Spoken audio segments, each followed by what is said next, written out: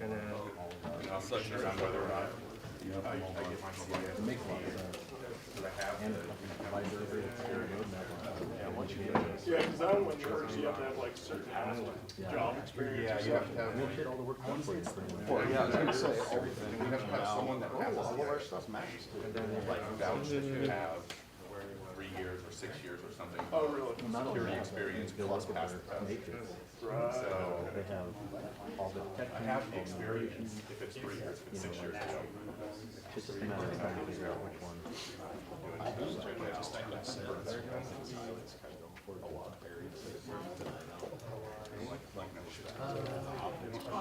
don't know if the application's gonna work unless there's some like requires that you screen. It's worth it if you get paid for it. Yes, right? Yeah, that's what has been like We're the working with master. mixed memory.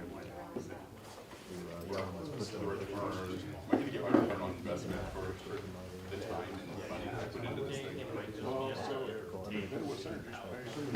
Are they?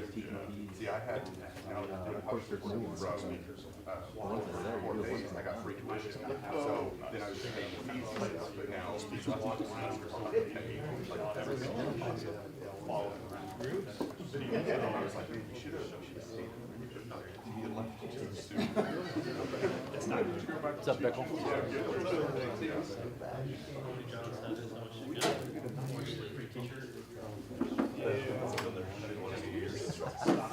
I didn't see any red.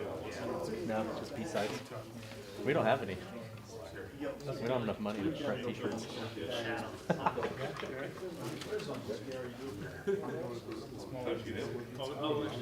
I got here about 9:30, 9:45 last night. It was a lovely drive. All the way, I mean, it was windy in KC.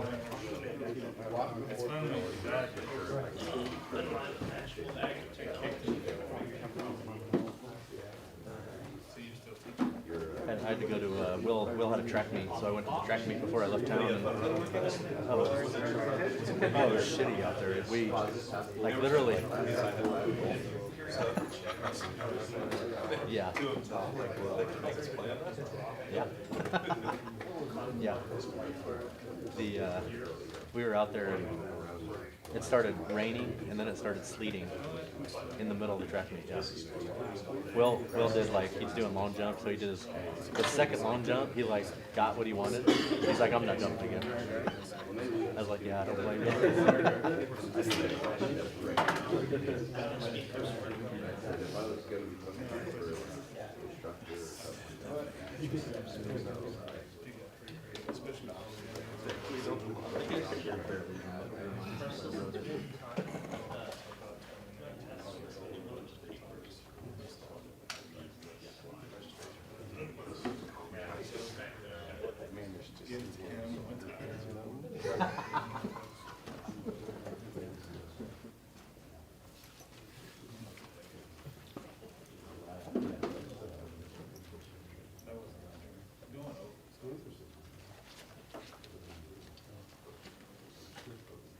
Really quiet in here.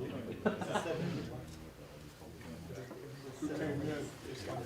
I kept wanting to say Shane. Gary, when you walked in, everyone got really quiet. Talk them off the ledge? Yeah, trying. No, they weren't down there. So I'm like immediately emailing and it says from Outlook, from Android. Basically. Way to go. It's not yet. I was finishing this up. No worries. What's up, Jenna? How are you, man? Yeah? You okay with $4 seats? When's the go again? 30. No. I'm here and I can't figure out Michelle. It's Slide, got it. Yeah, I'm okay with that. You do this on the count? Oh, never mind. I don't think they're gonna come out and see. Yeah, we're still letting themselves on the sides. You already bought it? Oh. I checked last night. I didn't want to be in the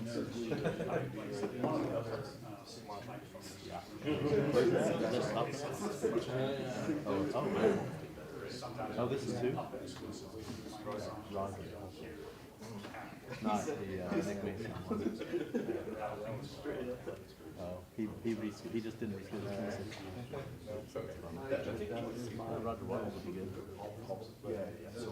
You want to go to listen to Williams Saturday night? Listen to Williams? She's a Williams. No, next day. 16. We got next day.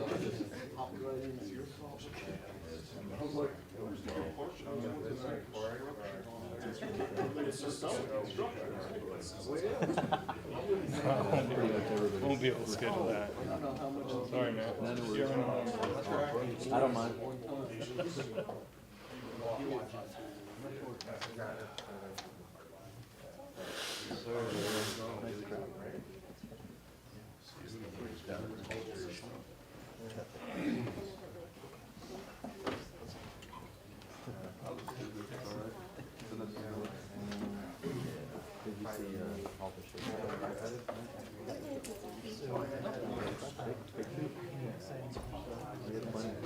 Well, we ordered like 600 of them because they didn't want to give it how many people showed up.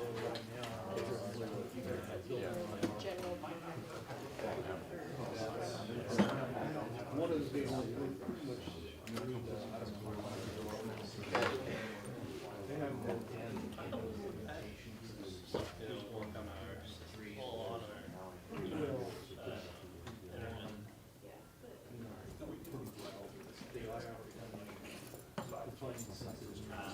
Throw it out there when I'm talking. And then, if they didn't grab a shirt, grab one. You want an extra one? Yeah. There's a couple, there's small, there's a bunch of small ones you didn't take those. Oh, actually, I might take a few. Yeah. I didn't even know we had any left. And like, I grabbed a handful of stuff and I was like, oh, fuck. Remind me, I'll have to get those. So they probably go. I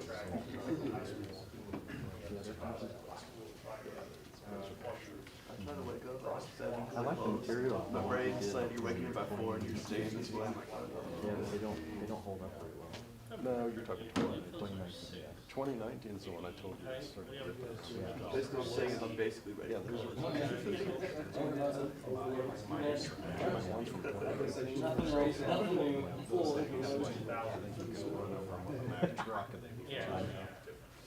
Yeah. I did keep a grease on my ones on down to one though. On those light blue ones. The two. Yeah. That's working down. I'm like, oh, let's do a couple things.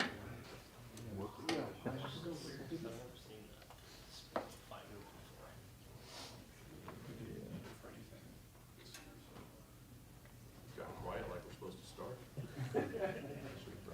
So before I do get started, if anybody has not got food, please go get more food. I think we have that open for like another 30 minutes, but eat as much as you want. We got lots of food at lunch as well today, and we'll get started. Let's see, Derek, John,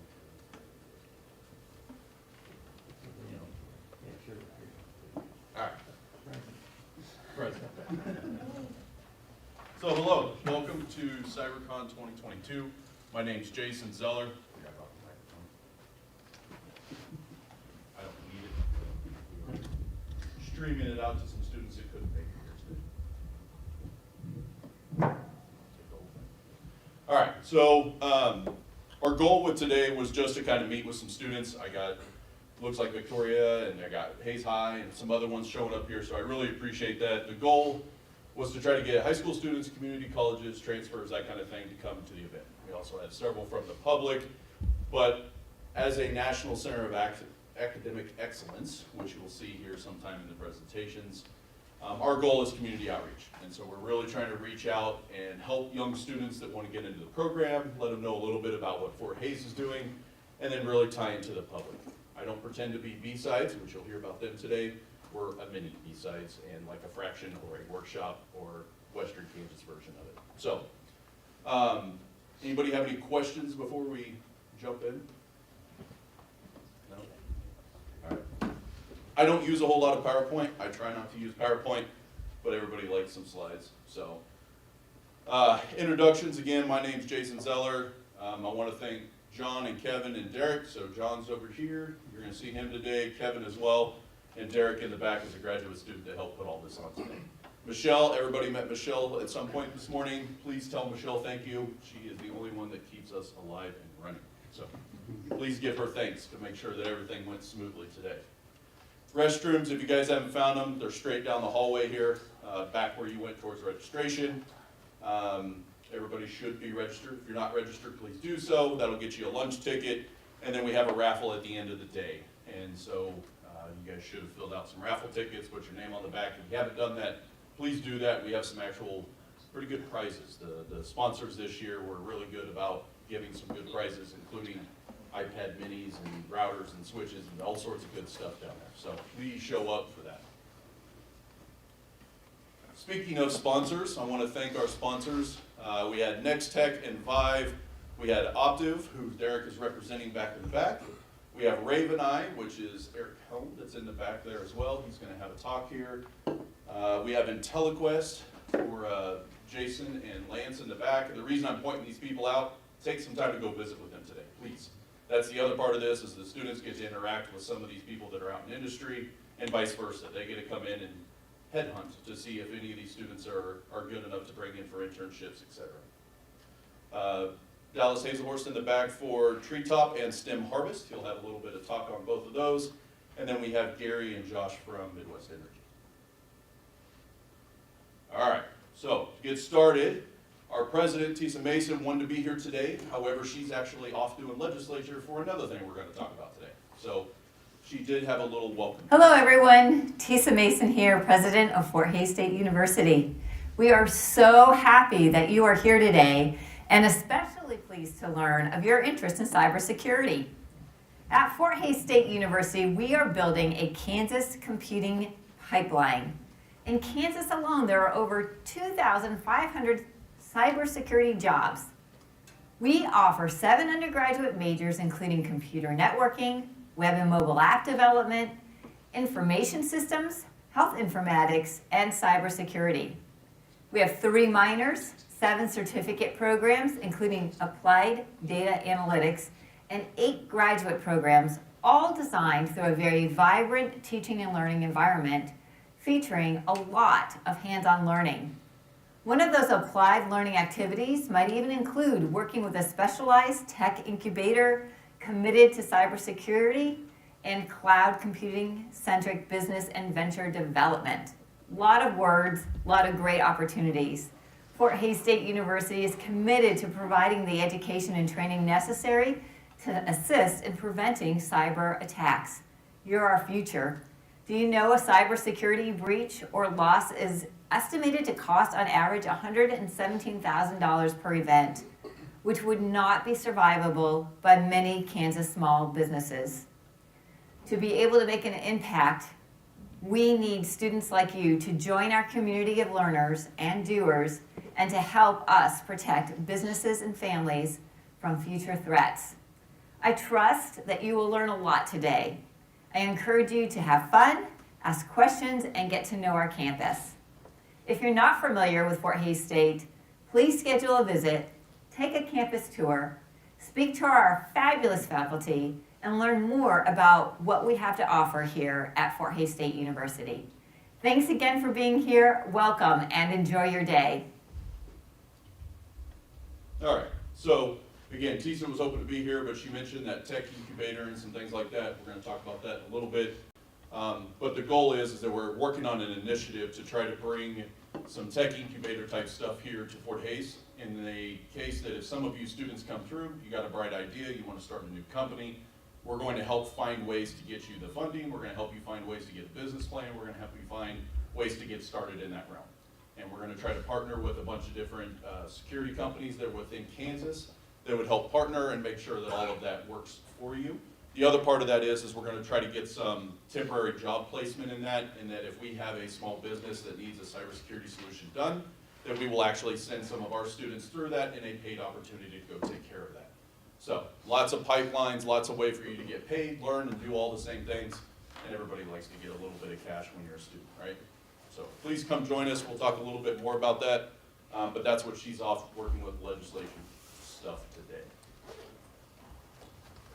All right, so our main keynote was going to be from Jared Ryan. Jared is a division chief at the United States Space Command. He wanted to be here on campus. They haven't quite lifted his COVID travel restrictions yet. And he's actually putting on a giant space conference in Colorado right now.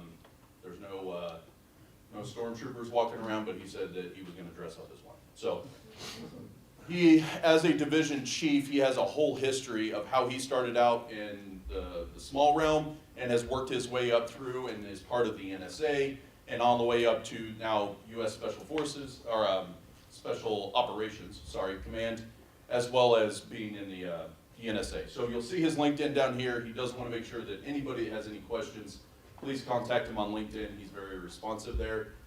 Being a big government entity, that's the only thing he's allowed to talk on. So all communication kind of goes through that. But he was kind enough to go ahead and record just a little bit here. He is planning to attend the next session, which will be sometime here in October. We're going to move this conference to the October month. And he definitely plans to be out here and visit with students and see if there's a chance he can get some students into the NSA or in some kind of government level job for that.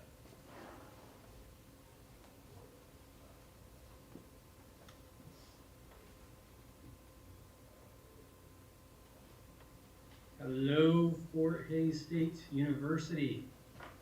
Welcome to CyberCon 2022.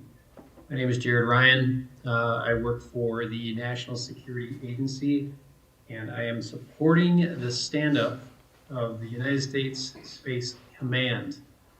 You might have heard U.S. Space Com. You might have heard of U.S. Space Force.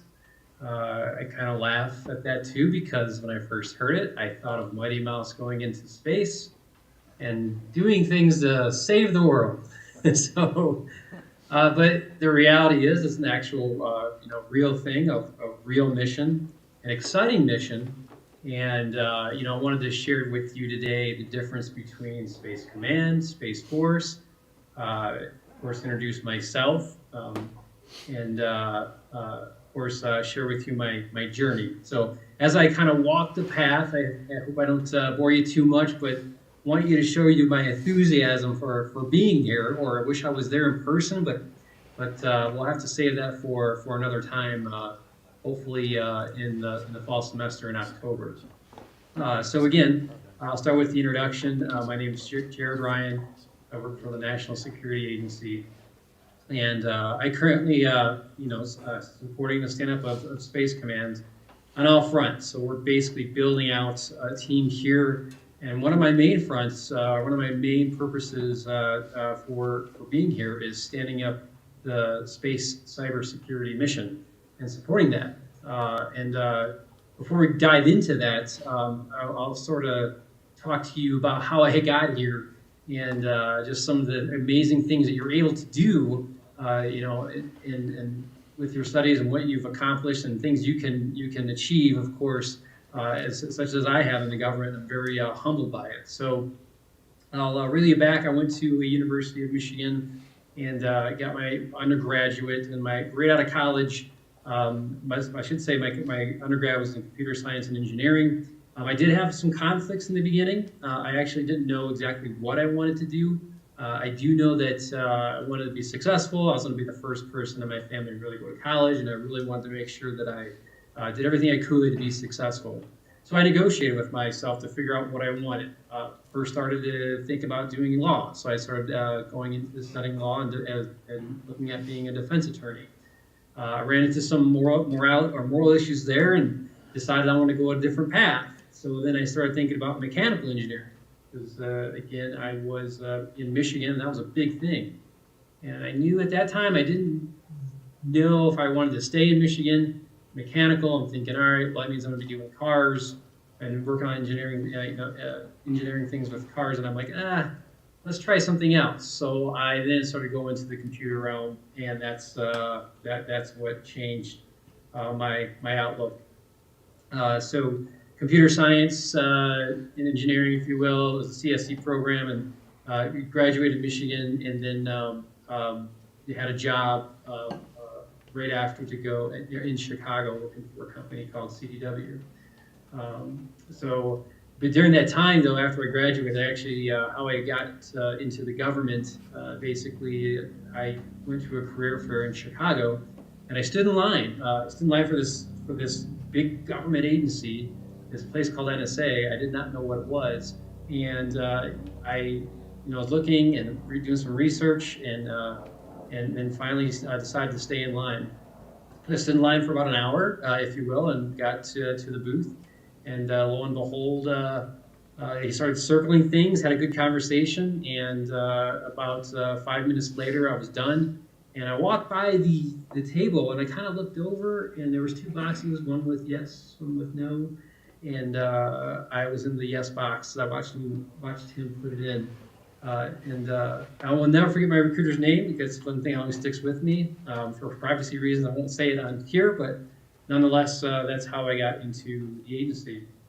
For me, it took me about 2 years to actually get into the agency.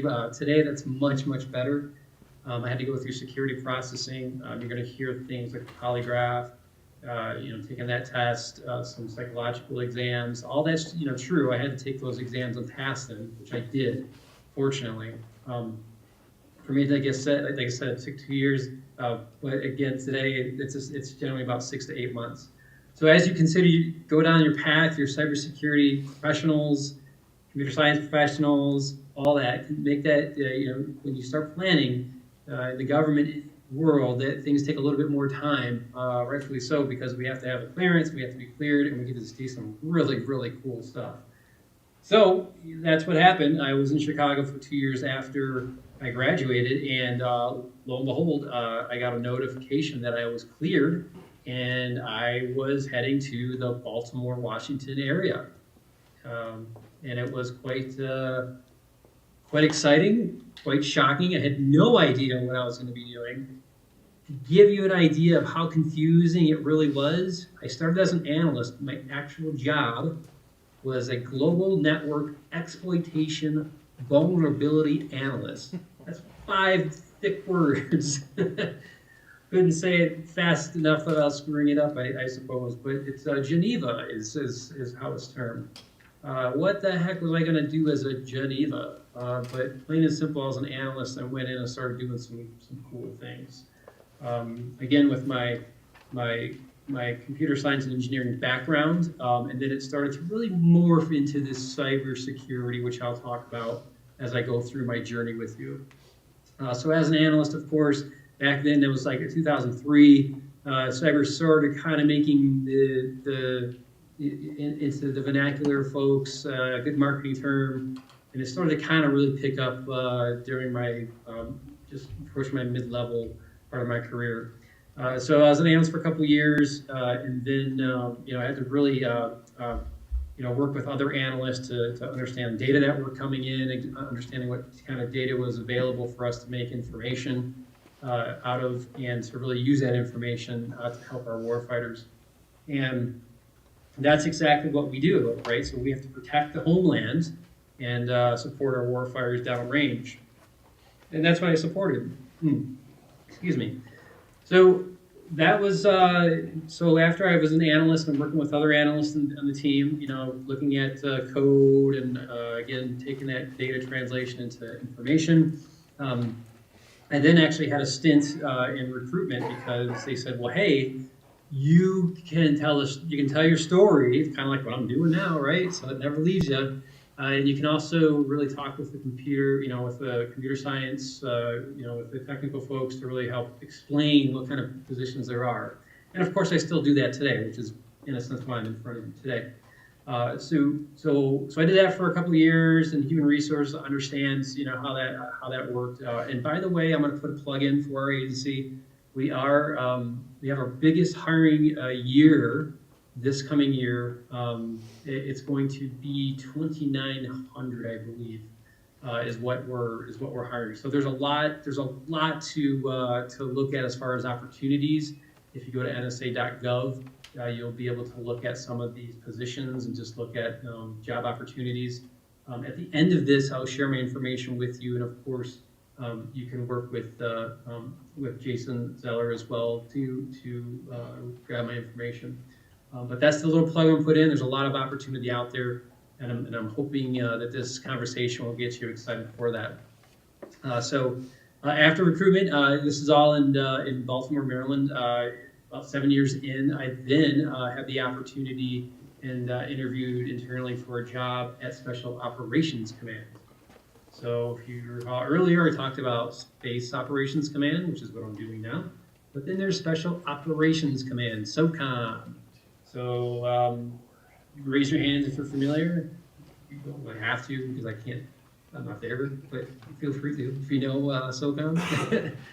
So I worked there at really standing up the cyber team there. And that was the first real cyber element, if you will, in my career that was really had that term and that saturation of cyber. So it was called the Joint Cyber Center, and we stood up this center to work with other combatant commands in the world and to work with the government to understand some of the cyber threats and cyber activity. So at Special Operations Command, I supported Special Operations Forces, known as SOF, and I helped with the cyber efforts for Special Operations Forces. How cool is that, right? Really cool. Had a lot of fun. One of the most exciting things I experienced I didn't think it would get even more exciting until I arrived to support Space Command. But we're almost getting there. We're not quite there yet. So after standing up Joint Cyber Center for Special Operations Forces or Special Operations Command, I then went into the acquisition world to help acquire some of the equipment we needed to enable operations. Of course, there's cyber in that, there's cyber defense in that, and we had to make sure that we had information assurance to make sure that we protected the data of the equipment that we acquired and for what Special Operations Forces was going to use. So think about that, right? Now we're really starting to get into cybersecurity. Computer science, of course, you understand the networks, understand exactly the coding and really the techniques, if you will. But if you think about cybersecurity, go one level deep. How do you protect all this stuff? How do you protect all this data? How do you protect from intrusion? These are the things that were really, really important and where cybersecurity really started taking off for me. Because I understood it. I got it. Cool. So after the acquisition, I did another interview. So you go back now up to 2011, and I actually started. I didn't mention this in the beginning, I don't think, but I started in 2003. And so fast forward 2011, I then had a conversation or an interview to come to Colorado Springs to sit in a watch floor called the National Space Defense Center. And I'll repeat that again, the National Space Defense Center. If you Google it, NSDC, it is at Schriever Space Force Base, and that's where I was then reassigned to after I got the interview, or after I got the job after the interview. Very competitive, and I was fortunate enough to have it because of my background. So I was the only NSA person, if you will, at the National Space Defense Center.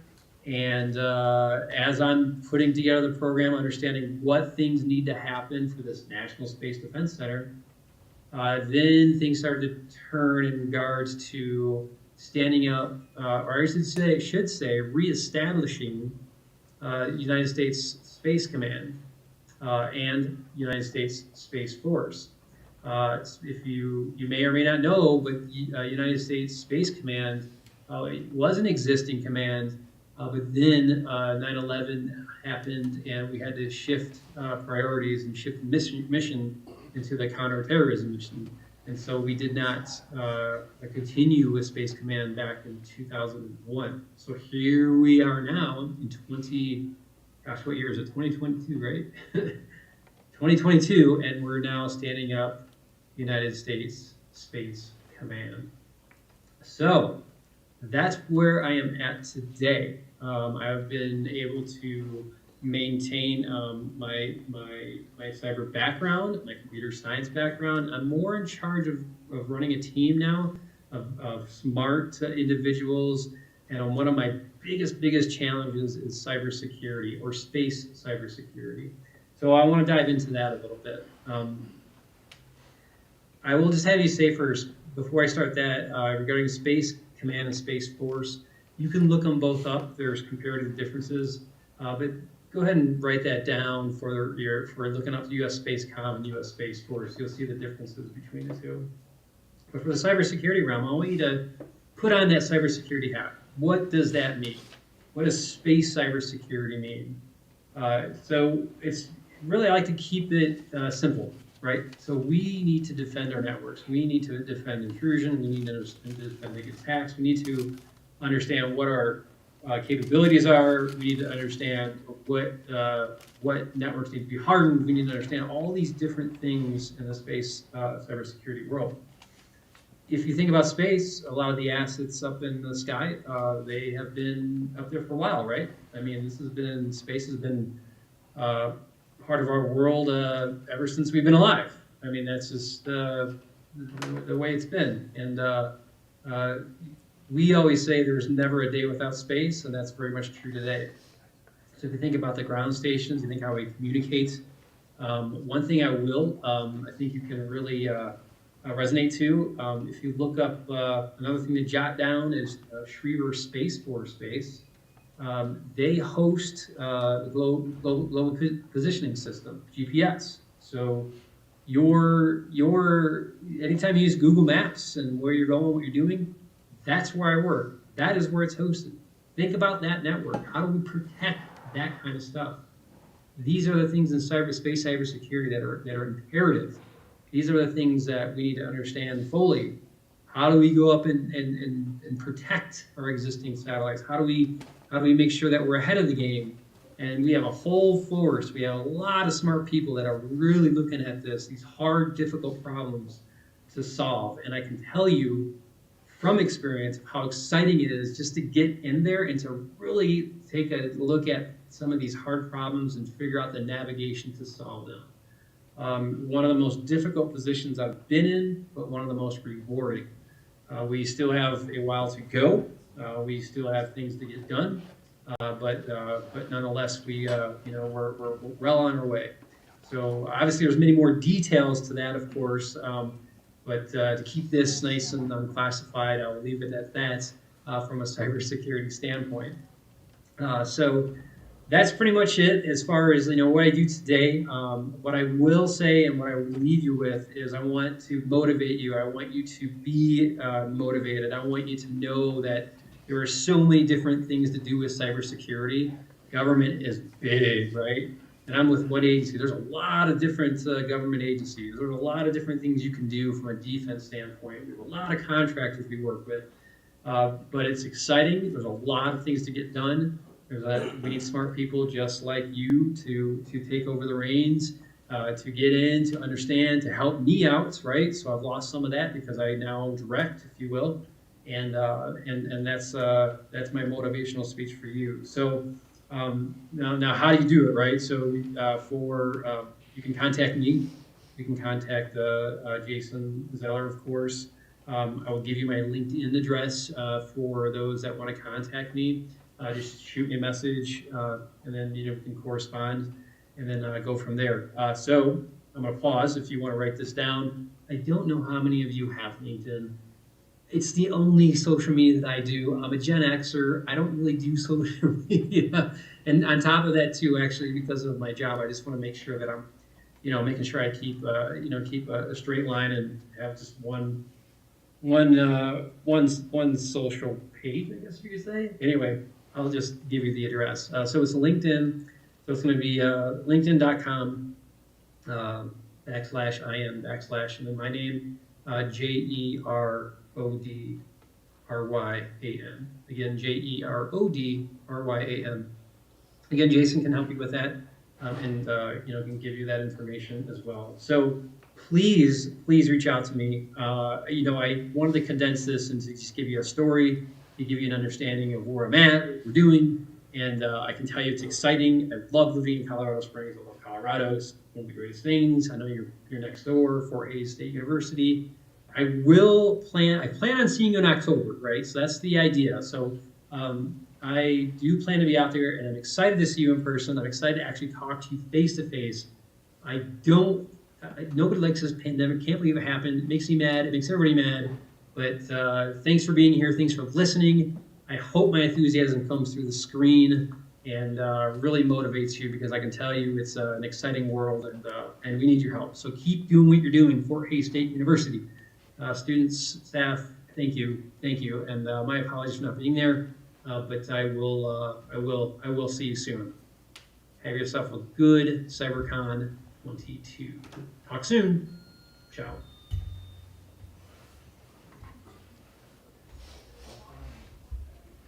All right, so again, sorry that had to be as a video, and trust me, Jared really wanted to be on site. He just couldn't get the releasing order to do so. So, as a matter of fact, we have to give him a date next week so that he can make sure he schedules 6 months out, and the government says, yeah, you can go. But he's very enthusiastic. When he's here in person, he loves working and meeting with students and trying to get them involved in the government sector. And that's part of what we were trying to do today, was give you an idea of the difference between public sector and private sector, right?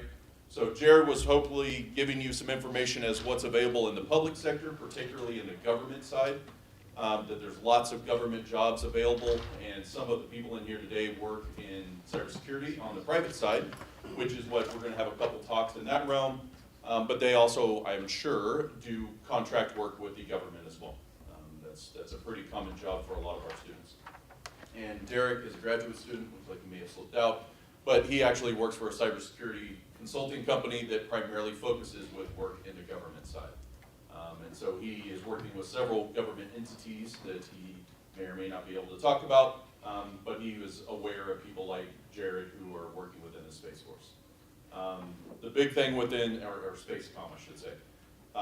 The other reason was the timeliness of Spacecom, right? So there's other things going on overseas and things like that. And one of the biggest things they found was that it wasn't necessarily on the ground where everything was going down.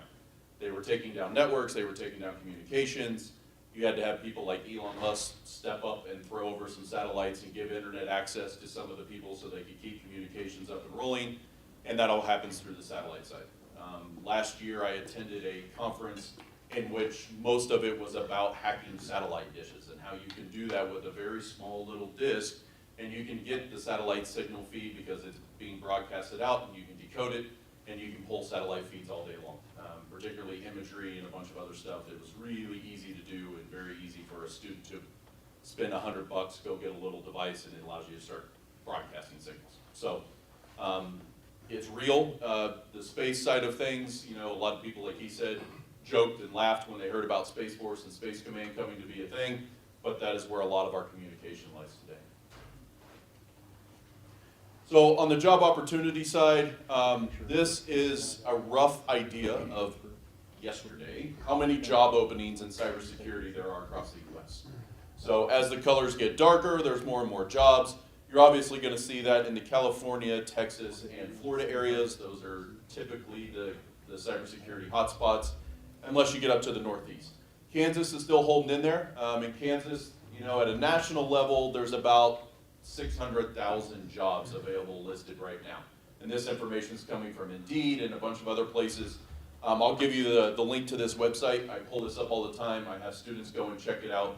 The biggest reasons I haven't checked it out is, one, how many openings are out there, but it's really that thing on the far right-hand side, right? It's the list of job titles that you're looking for. And so that is the job titles that you should be searching for. That's the ones that you should be looking on Indeed, copy, paste, throw it in, and then that's what you want to train yourself to be. So a couple of those are cybersecurity analyst, a manager, consultant, software developer, network engineer, penetration, vulnerability testing. Those are all things that we cover at Fort Hays in those programs. And that's what we're trying to get out to students and get people to understand, is those are the jobs that we train. The cybersecurity analyst is exactly what the undergrad cybersecurity program is meant to do. And we have the network engineering side from the computer networking track that will get you to be the exact same level there as well. On the Kansas side, there's roughly about 3,900 jobs right now open and listed in Kansas. So there's plenty available. There's about 8,200 people that work cybersecurity jobs in Kansas. So it's not a small amount, and it's hoping to grow. That is why Kansas legislature is sending money, hopefully. The governor will sign off on it. Then we'll be able to help grow that and grab some more cybersecurity jobs within Kansas. Again, if you look over at the job titles on the right, not much changes, other than you'll notice that cybersecurity analyst, consultant, and pen testing and vulnerability tester are now the top 3. So you'll start to see those come in. You'll also see network engineer right there at number 5. So again, everything we're training you for here at Fort Hays is within the top 5 job titles listed in the state of Kansas. There's a bunch of other things in here on this one. Again, I'm not a big PowerPoint guy, but I wanted to give you some visuals. If you aren't familiar with the NICE network, or the NICE framework, I should say, that's huge in understanding in cybersecurity as to where you fall. And there's a lot of different domains. You'll see those over there on the left, but a big chunk of those is in operation and maintenance. And again, here at Fort Hays, what differentiates us in the cybersecurity programs is we are that technical hands-on so that you get the operate and maintain force. And again, that's the big chunk of jobs. We also have the parts that allow you to securely provision and even have those job opportunities down at the bottom, particularly on oversee and govern. That is where you'll see our information assurance type programs. We have students like Tyler over there and Derek, who was also in the information assurance programs. They're mostly focusing on compliance, policy, that kind of thing. Some of your jobs out there may mix into both of those. All of that information is available at cyberseek.org. You can go out to their heat map and get a bunch of jobs, job listings. Anybody have any questions so far? All right, so far you've had to sit, you've had to listen. So we're gonna take some time. Go walk around a little bit, see if there's any food left. If so, steal it, please. And then when we come back here, we are going to have Mr. Dallas Hazelhorst present. So we'll take about 10 minutes. You can use the restroom, grab some drinks and food, and then we'll come back over here. Thank you.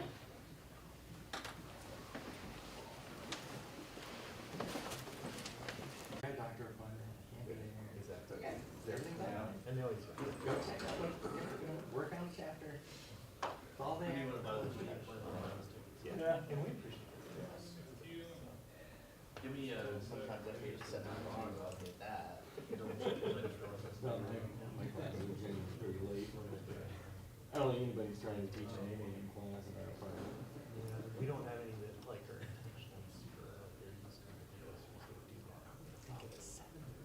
Yeah, because I had a 7:30 class in grad school, and it's because the guy was he was an adjunct, but he was teaching in first spread, and he wanted to go to work, so he taught class from 7:30 to 9. Yeah. And then he went to work. That was the networking guy. I had some 7:30 classes one day, and they were just like, coming down, I'd get there about 25 after. There were people coming down and out of class, going right in. Oh wow. Because he basically has, his COVID class. when he did the wall. He was, right out there. How long was that? Just swallowing with people and now go implement it. And that was always an interesting exercise. I'm not sure what the class some of those people would take, but I'm on the same one.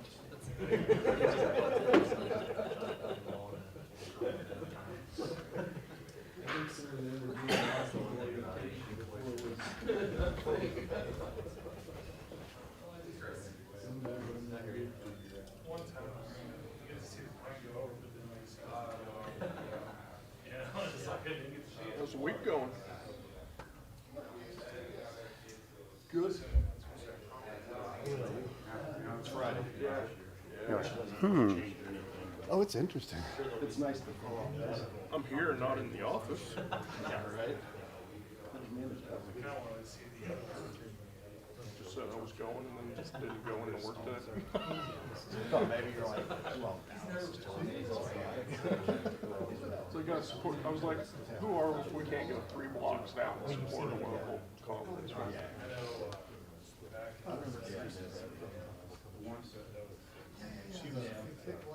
she was the lead. It does. That's my mother-in-law. Her husband decided. I like it. We bought our house.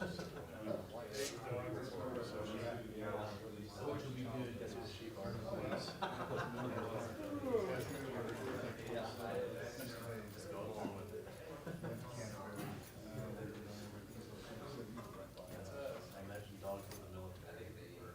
Right on the east side of Hayes. Rick was over by there.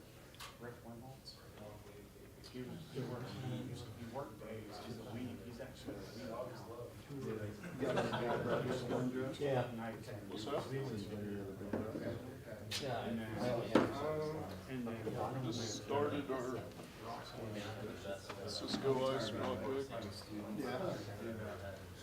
We're just doing the very basic stuff on it.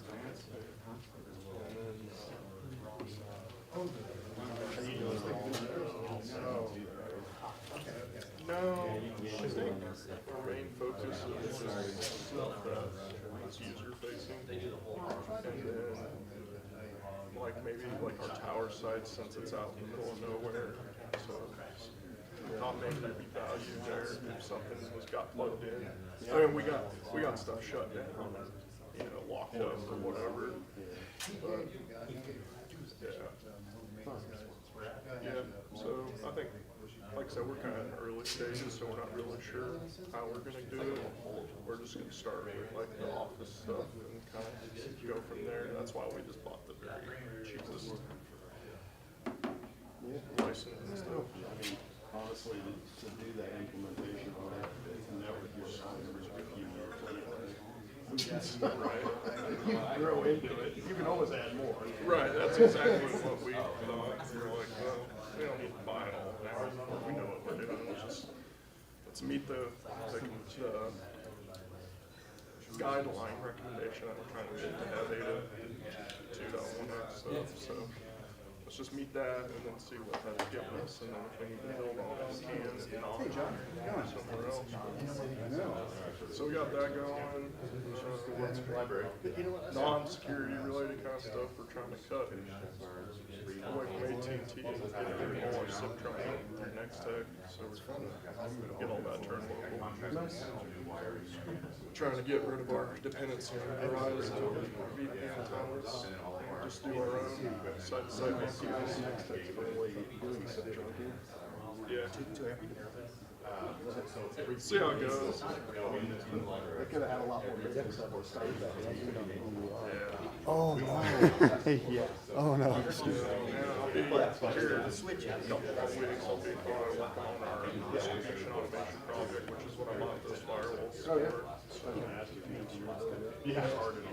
Now, I got my on-paper design of what I want to do. Now I just gotta do it, and try to finish out the semester real quick. Oh, yeah, that's right. So I'm gonna run down my first year.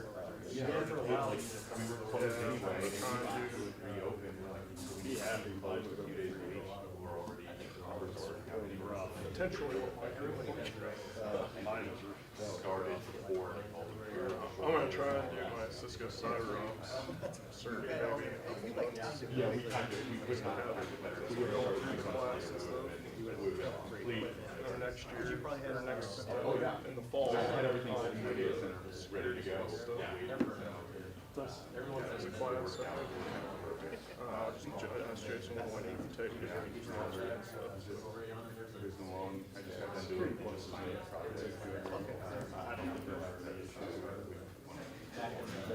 That's what we were actually talking about yesterday. This EC council is really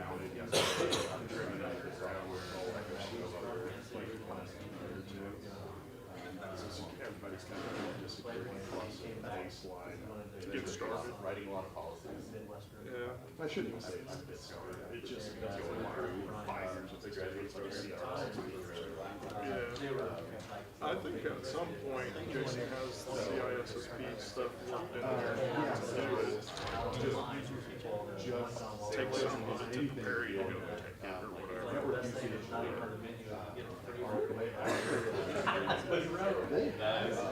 Because I was actually thinking about taking a master's course on it.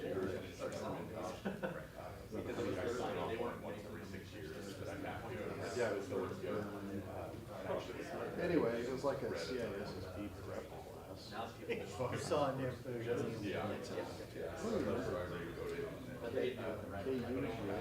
Yeah, he used to he was be a like research professor here. Yeah, he was the professor for it.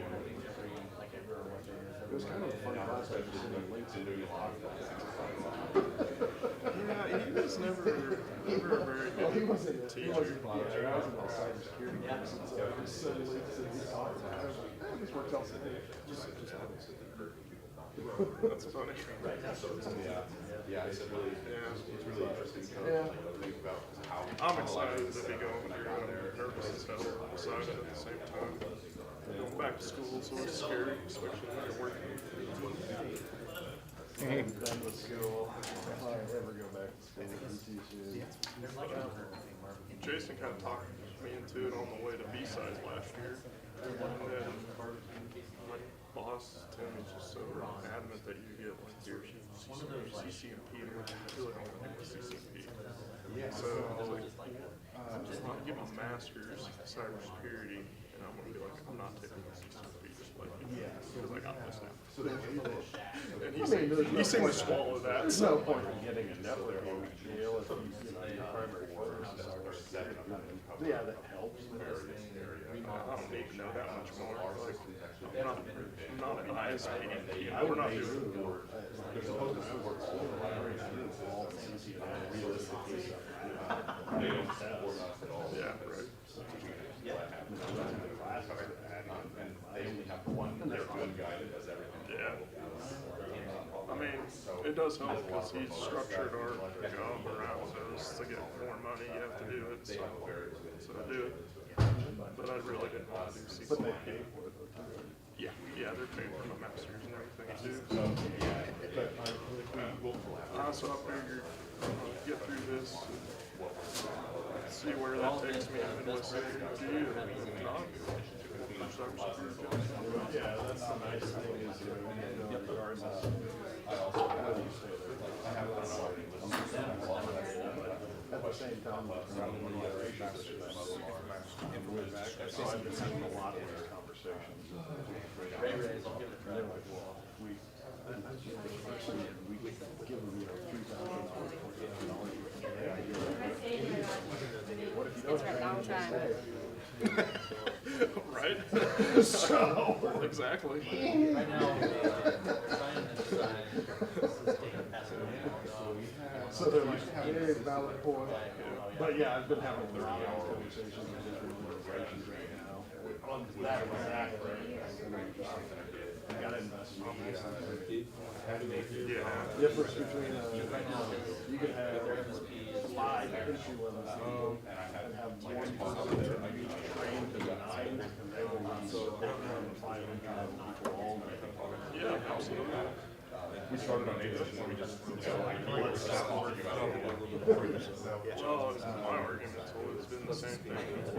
Years of experience too. Like you could be 30 years of experience. Yeah, 20 years working 8 to 5. They're not, but you've never like upped your skill set at all. Yeah, that's like degrees. What matters? What does that Degrees matter? to me are like, Yeah, as long as you can build your skill set up, and I don't care if you've been doing it for 5 years, you may be doing it better.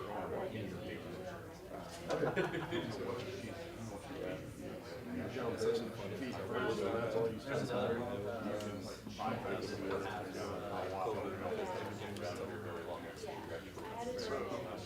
yeah, we'll see how it goes. Next couple of years, closer to finish. Yeah, I really try to like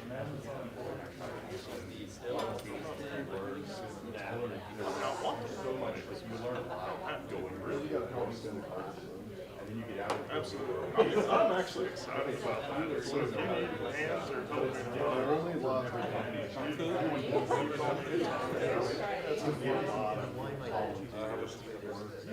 I'm very excited about it. I do have monitors, so if you need them. Oh, yeah. Actually, wearables. I had my capstone students help me deploy some new stuff out of the stack, so we have some older monitors. So I'll just load them all up and say I want these ones, and I'll take the rest of them. So maybe next week I'll get those together. I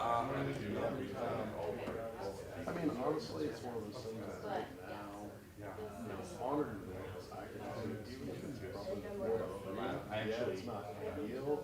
I guess it's more than that. They have the security officer. But I mean,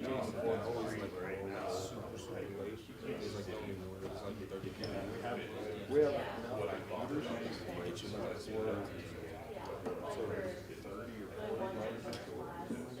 Okay, well, I think we can put it down. I mean, that's it, yeah. Once again. Have you ever had kids? I'm preparing the course. Yeah. Have you, has your grant seeking improved or? Not really, where your sponsorship situations. Yeah, I reached out to say, I started, insurance salary, it's nice to have relationships with people. You have to Kansas, so yeah, I mean, Most of the options. I think it's self-aligned, you touch a little bit of everything, but it's sponsorships and donations, startup, especially around donations and sponsorships.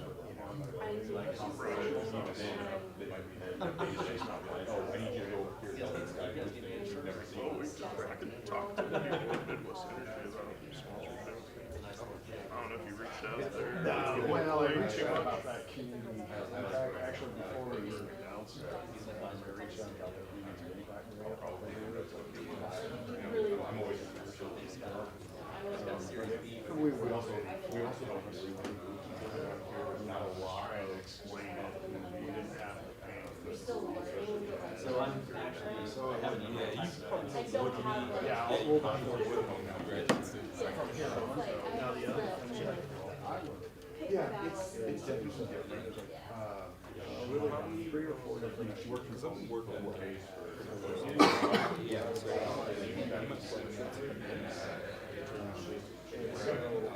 I won't. She's learned, I think she learned the first time.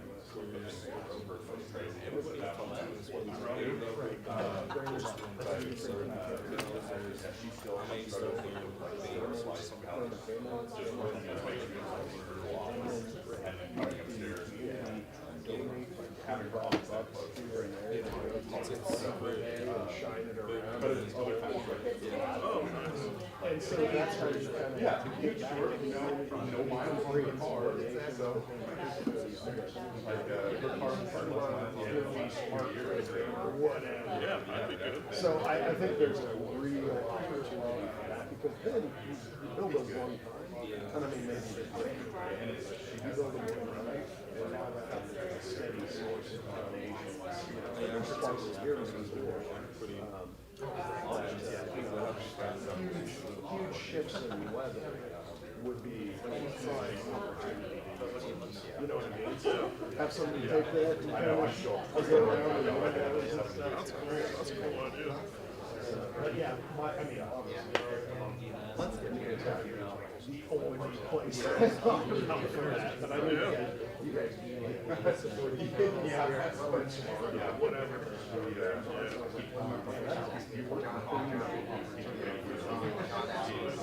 Yeah, I have to for a long time. Yeah, I think you talk to Mike Morley for general sponsor, and probably Ryan Dryling for. Yeah,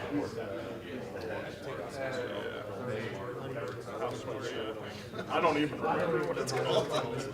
I just know that they do that. They come do the blood test and all of that stuff. But like, you know, I was just kind of thinking, man, this is a way for notice to the community.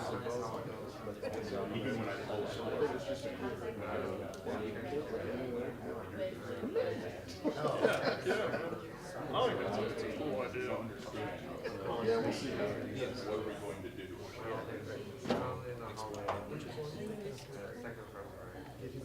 down the hall. Yeah, but yeah, at some point, then I'll bring that one. We actually had,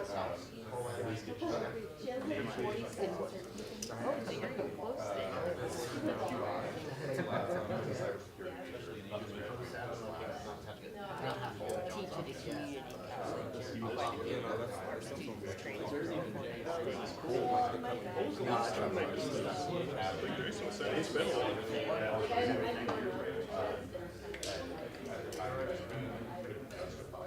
Not like this, but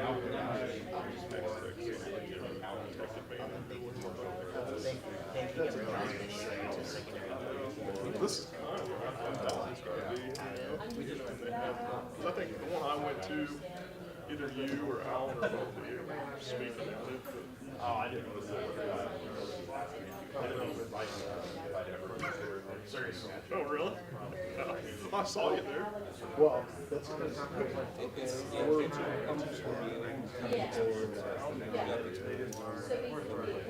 I'll go to and miraculously connect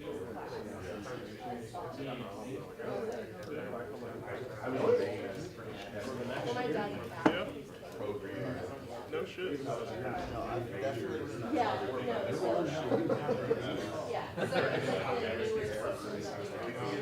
But, you know, you don't want to be going that would have been nice. I'm struggling. Oh, not that I would.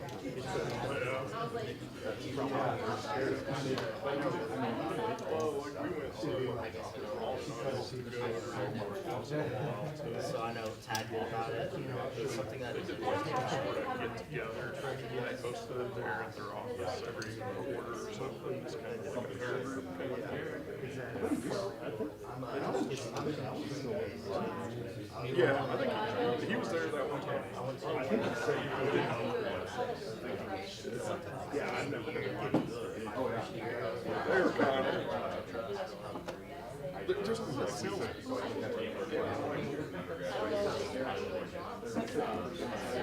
like we were talking cybersecurity, you know, it was like just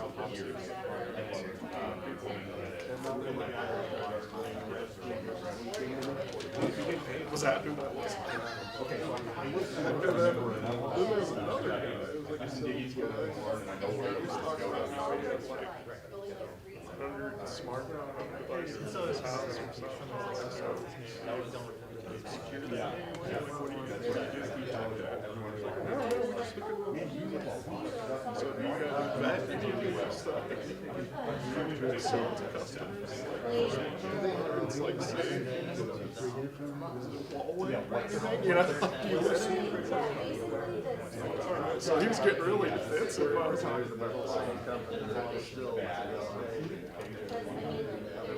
And it's the Right.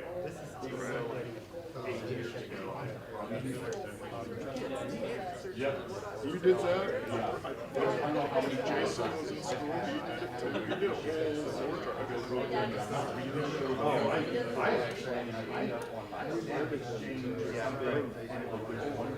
Oh, no shit.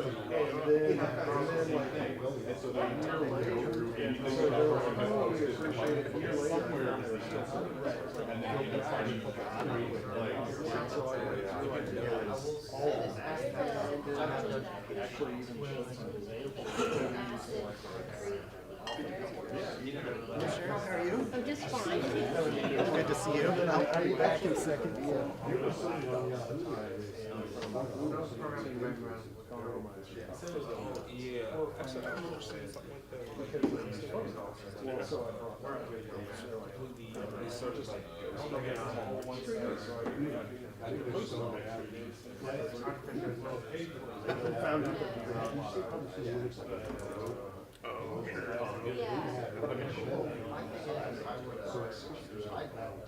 I mean, it was.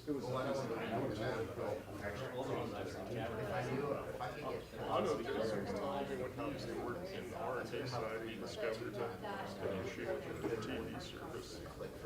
And he pointed that out. And it's like how Cisco still their TV service had their internet. 9:45. A little bit. They would never do anything. This is Conrad's philosophy, you always be a little late. It's also Mr. Rogers' philosophy, except he's like 20 minutes late. Right. I will probably pay let's do $30. If he was a quarter as smart as incredible,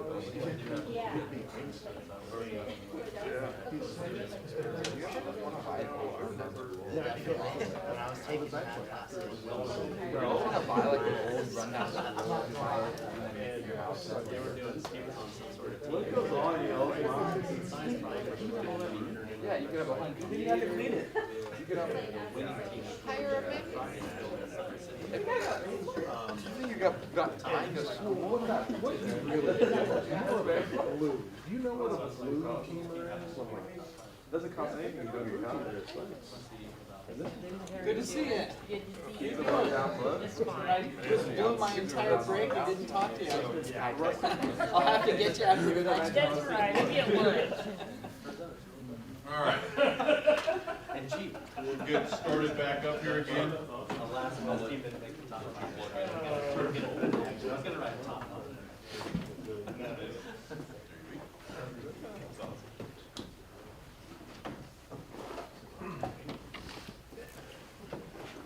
So I'll let Dallas get his thing pulled up. For those of you that don't know Dallas, Dallas is the founder of Treetop Security, which is here in Hayes. If you're familiar with the Hayes area, he also recently purchased the old Hayes Daily building and has started STEM Harvest. And I know he's going to talk a little bit about that. So please give some attention to Dallas, and make sure if you guys got any questions, please ask him. He's, just like I mentioned before, treat this more like a workshop than a conference. So. I feel like I should have recorded my talk though. No. Please be here. Please be here. All right. So a little bit about me. I have been doing this for a bit. Do have multiple degrees right here from Fort Hayes. This is back when dinosaurs roamed the earth, and INT and the CIS degrees were actually separate. CIS was part of the business core.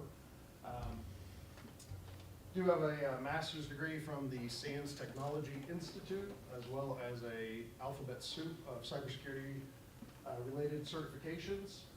Most notably, I'm GSE number 231. It's one of the few times in my life I'm okay being called a number. That's because there's less than 300 of them in the world. So pretty cool, pretty high honor, and very difficult certification. I'll just kind of talk about the other items on there a little bit, so we won't go into those too terribly much.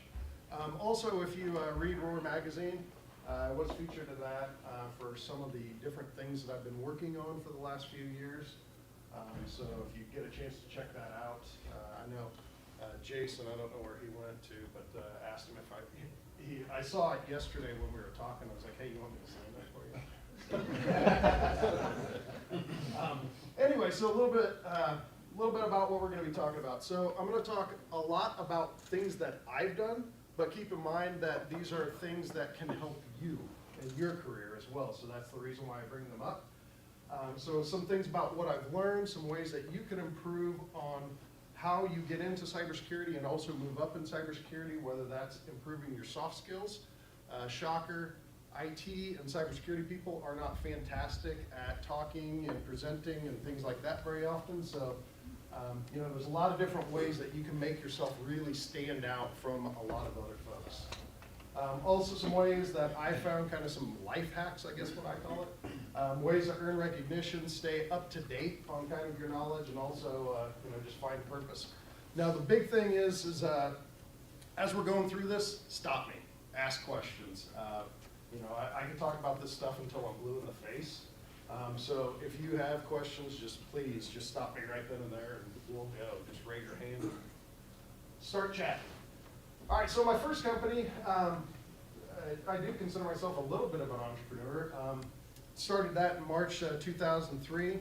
It was acquired in June or July of 2016, and it really came down to an outsourced IT services company more than anything else, but it was specifically for small businesses. Now, I can tell you when that company was started, that was kind of unheard of. The terminology of MSP, which is your managed service provider, really wasn't a thing at the time. So, I mean, I can remember starting that company and people going, you are nuts. What small business is going to need IT? I mean, that's ridiculous. Now, we go back and we look at that and it's like, yeah, everybody uses computers. But, you know, at the time, it was really kind of an unheard of thing. So that leads us to kind of round two, which is current company, Treetop Security. You know, very similar starting. Started right in my basement, once again. But then, you know, it's a market niche based on my experience, which is, you know, you might notice some similarities to what we were talking about before with the previous company, is that this is cybersecurity for small businesses. Not as many detractors saying that you don't need, you know, small businesses aren't going to pay for cybersecurity, they don't need cybersecurity, but definitely some of those discussions still happening. Now, the other thing, and we'll get into this a little bit here, is that, you know, back in mid-2019, started doing some cybersecurity awareness trainings right here in Hayes at Brief Space. And so we were doing those in person, and the reason being is that we were getting feedback from people. We were getting feedback from attendees, and we were constantly making improvement to that training. And you'll see why here in just a second. As Jason mentioned, so another venture, I guess, adventure, whatever you want to call it. You know, and a lot of people say, well, you know, now you're getting into real estate. What the heck's the deal with that? You're getting outside of cybersecurity. No, not even a little bit. It really is kind of a means to an end. It's a way for me to try and bring everything under one roof, both literally and figuratively. If anybody reads Hayes Post, they actually did a really nice write-up, interview, also a podcast, kind of talking about our plans for the building and what we're doing, and some other things. Now, I'm going to kind of go into some things, and then once again, this is how I feel like it can help you guys, in the sense that, you know, the common theme that you'll see here is that we rise by lifting others. Meaning that you're giving back, you're improving, you're helping someone else, and it kind of helps all of us elevate our skills a little bit. So we'll get into that here a bit. So awareness training. How many people here have went through an awareness training at some point in their career? Hey, majority of people, yeah. It's really a must, regardless. I don't care if you spend billions of dollars on cybersecurity. Ask Microsoft, ask the DoD, ask anyone. If you are not doing training for your employees, you're completely 100% missing the boat. Now, there really is no internet safety course. It's you know, indiscriminate to who it affects. Our previous IT company, we had, I would estimate probably 5 to 10 people, maybe a week on average, come in because they got scammed. They went through a grandparent scam where, you know, somebody called in and said, hey, little Johnny's over in Europe and needs some money, he got thrown in jail. You know, that type of thing.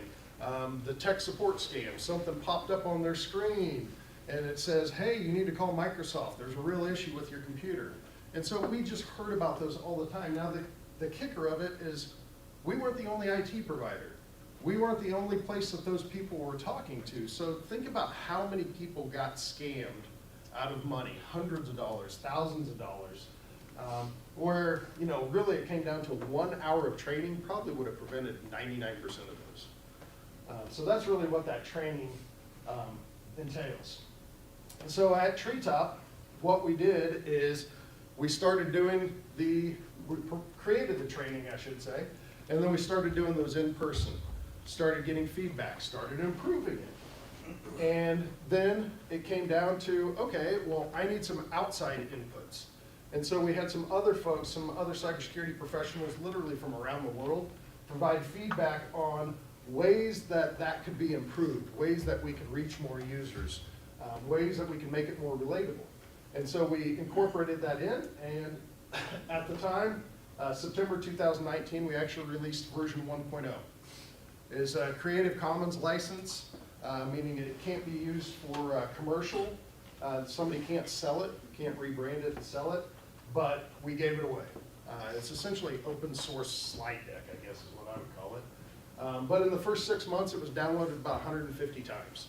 And really what it came down to is we saw this need in the market.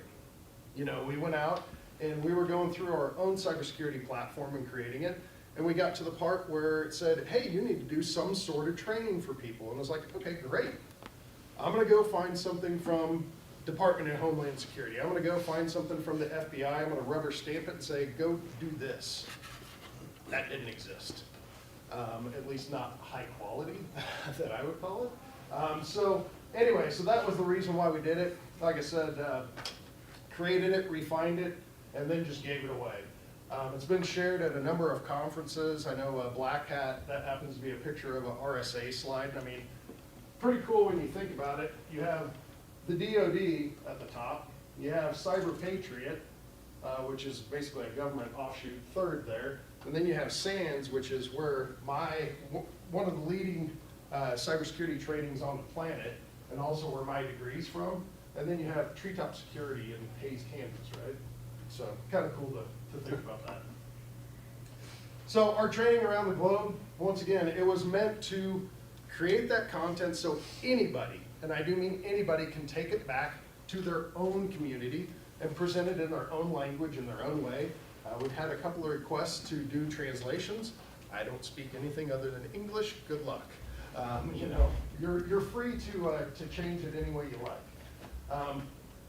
It's now downloaded just over 10,000 times a month, and that's really, I mean, that's a loose metric, so that's probably on the low side, in the sense that, you know, keep in mind there's people watching videos, there's people that are downloading, you know, the PDFs that we really don't track too terribly much.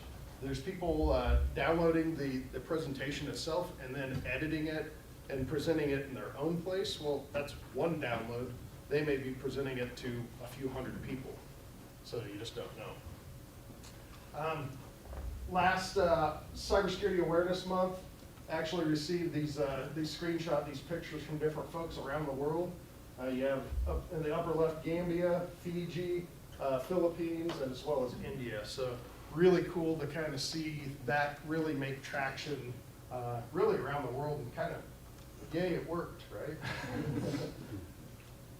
And the other thing, we do update this at least once a year. Most of the time we update it a couple times a year, so it's always fresh and relevant information as well. And I swore I was going to slide a picture of Underpants Gnome in some show at some slides at some point, so there's Underpants Gnomes. But anyway, you know, so talking about that training slide deck, that training content, you know, is it for you? Really, it comes down to, what does it take to be a presenter? Well, go download it, review it, present it, and 3, profit, right? So really, what's the profit to you? Well, number one, you're now presenting material. You're becoming a subject matter expert. If you take this back to your hometown and you say, hey, library, I would love to be able to present this. Guess what? They're not going to turn you away. So it gives you an opportunity to present. Kind of gives you that warm, fuzzy feeling. And like I said, just you know, recognition as a subject matter expert. It's some of those soft skills. It's the only way that you get those, and be able to practice. So, which brings me kind of to one of the other things, and you'll hear Eric talk about this. We're kind of 50% of the B-Sides KC Brain Trust, I guess. We're 2 of the 4 organizers. So I'm co-organizer of the 2017 reboot. It started in 2010, then 11, and then it sat empty for a few years. But then, you know, we expect about 750 to 1,000 people every year. I know Fort Hays brings a number of folks. And, you know, that really kind of brings to light, you know, what's it take to do a conference? It's a lot. You're reviewing CFPs, you're giving refunds if somebody can't make it. I mean, just all those behind the scenes things is pretty crazy. I say I'm the heavy peon, but that's probably Eric, really. So, but really, it comes down to, you know, getting people excited about cybersecurity. As Jason mentioned, we're well over 500,000 job openings just in the United States. There is not a more perfect profession to be in right now. It's hotter than donut grease, and it is not changing. If you get into the workforce, you will see exactly what I'm talking about. I mean, any company that you go into, they are way behind the times. There's just a lot of technical debt at those corporations, and it's going to take a long time. And that's one corporation, one business. So that's not changing anytime soon. And you know, it kind of goes back to it's always changing, always ever evolving. Really, you know, you might say, well, conferences aren't really my thing. I cannot tell you that there's a better way to network with other people.